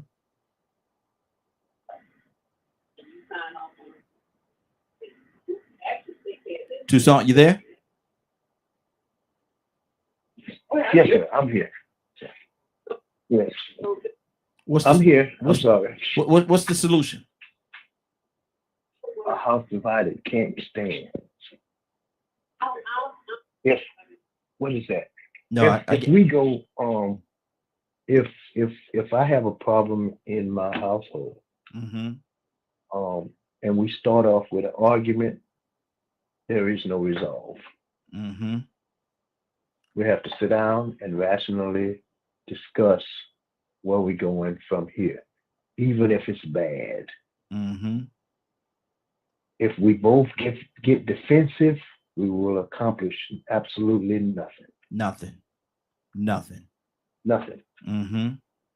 Absolutely. If both of us decide that I'm just gonna be strong where I am, you know, enemies sit down at the table to end the war. Yeah. And I think that is not. We know that women will admit that we love strong men. That's what they would say. Men would say, "I love a strong woman." Not. There's a difference in the strength that some say is strength. Because if you're a strong woman and can't cook, something's wrong somewhere. I'm just saying. You don't make no bed. You don't clean no house, and you're strong. Your children, they got nice shoes on and clothes. They clothes, but they can't spell. You work 3-4 jobs, but your child don't know you. We need to sit down. Don't analyze the next person or even the one that you're with. I check me. And if we don't check ourselves individually, again, we won't accomplish nothing.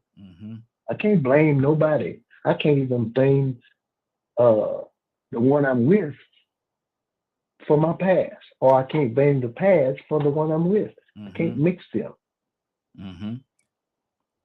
And I can't analyze none of that because the problem may be me. Let me check me. And if I'm out the way, any kind of way, let me have a guide. If there is a guide, go to the guide and see if the solution is in there. Good deal. Good deal. I'm trying to catch up with Toya with a T. You back with us?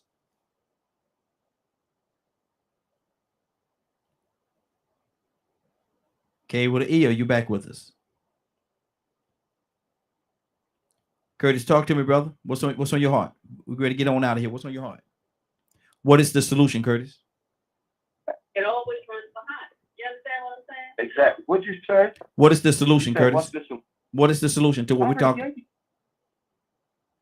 I told you what my solution is. Is people need to get in a room, a gender-based room, and have an open and honest conversation about what's going on. That's just what it is, man. Like, and then we come together and collectively meet and talk about what's going on. But if the only thing that we're going to continue to do is just blame the other gender, we're never going to get anywhere. Blame becomes an excuse for not doing, or for not addressing, or for not having a dialogue, or for not talking, for not expressing, or for not understanding why a person feels a certain type of way. That's good. That's good. That's what it is, man. At the end of the day, why do you think all of a sudden, one of the biggest examples of what I'm talking about is all of a sudden over the last 2 or 3 years, we heard this big push talking about CRT. That ain't been taught in nobody's school, at nobody's high school level, CRT. It ain't been taught. But we heard that push. Why was that? Okay. Wow. But just to stop a real purpose and agenda of moving forward that would have allowed for us to have an open, honest dialogue about what is right, what is inappropriate, what is maladaptive in the way we teach in our children the history of this country. Absolutely. And on that note, Rico, what's going on? What's going on at 3 o'clock today, sir? If you missed today's awesome broadcast and would like to see the rebroadcast in its entirety, you can tune in at 3 p.m. Eastern Standard Time on www.dkmmediagroup.com. Good deal, good deal. And I got to say it again, man. We can't come to an absolute solution through one conversation, but we can start in moving the ball in that direction. We can get on. We can make our way to the playing field. We can make our way to the playing field, or even to the park. Not even on the playing field yet, but we're at least in the park. Let's go to the park.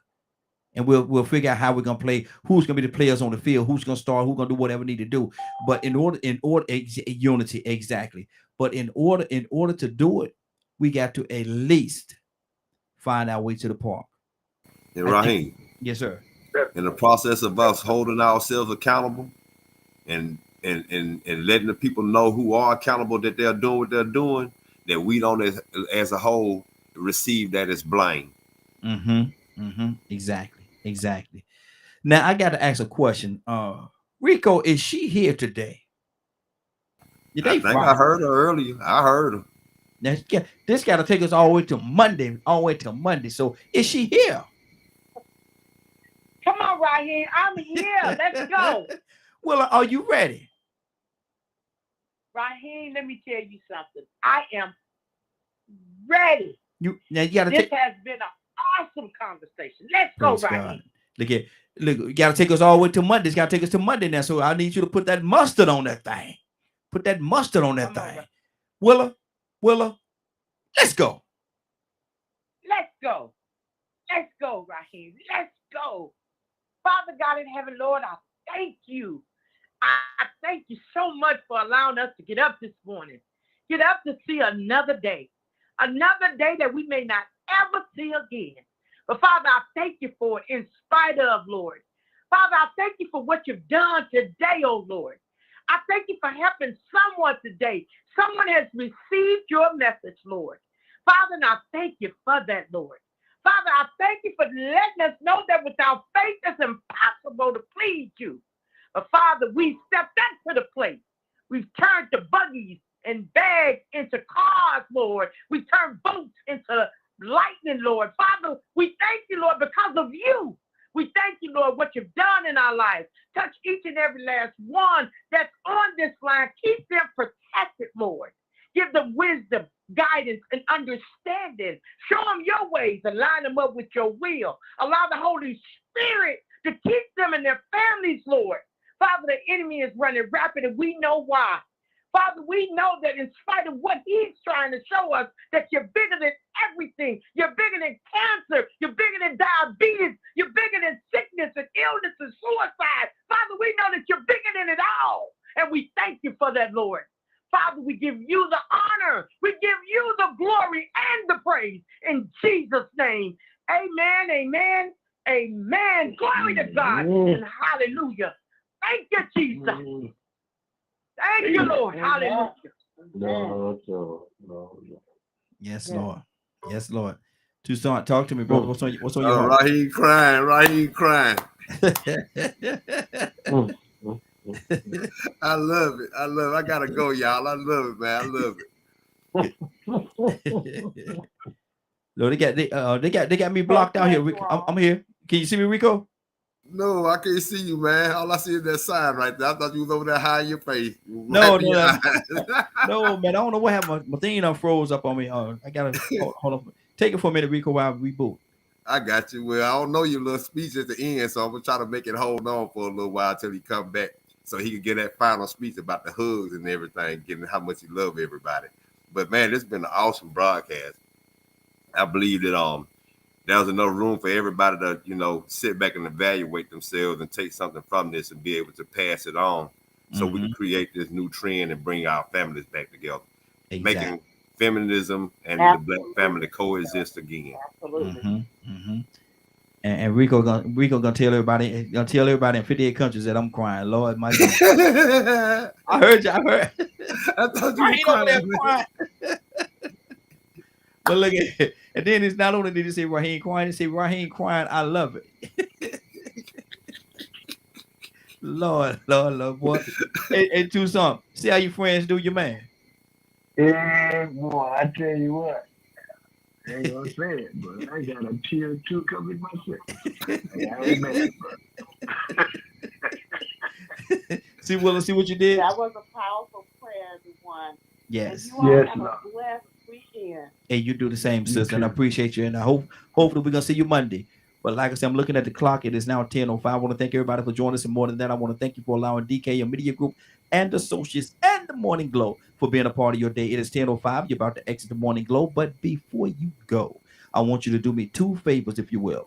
One, I want you to continue to pray for us, because we're certainly praying for each and every one of you. Number two, why this is real simple. I want you to go out there, find somebody, and give them a hug, because you never know. It could be the only hug that they get, or it could very well be their last. Love you, and ain't nothing you can do about it. Have a great day and a better tomorrow. And then we shine some of this light on you from the, I was gonna say real men being men, from the Morning Glow. Take it out there into this wicked and cruel world that we live in, and let your light so shine. If you get an opportunity, give somebody some love. You just might find some love in return. Won't that be a beautiful thing? Have a great day. Have a great weekend. And we will see you Monday morning, if God said the same. Love you. Take care of each other. And please, please, please be blessed.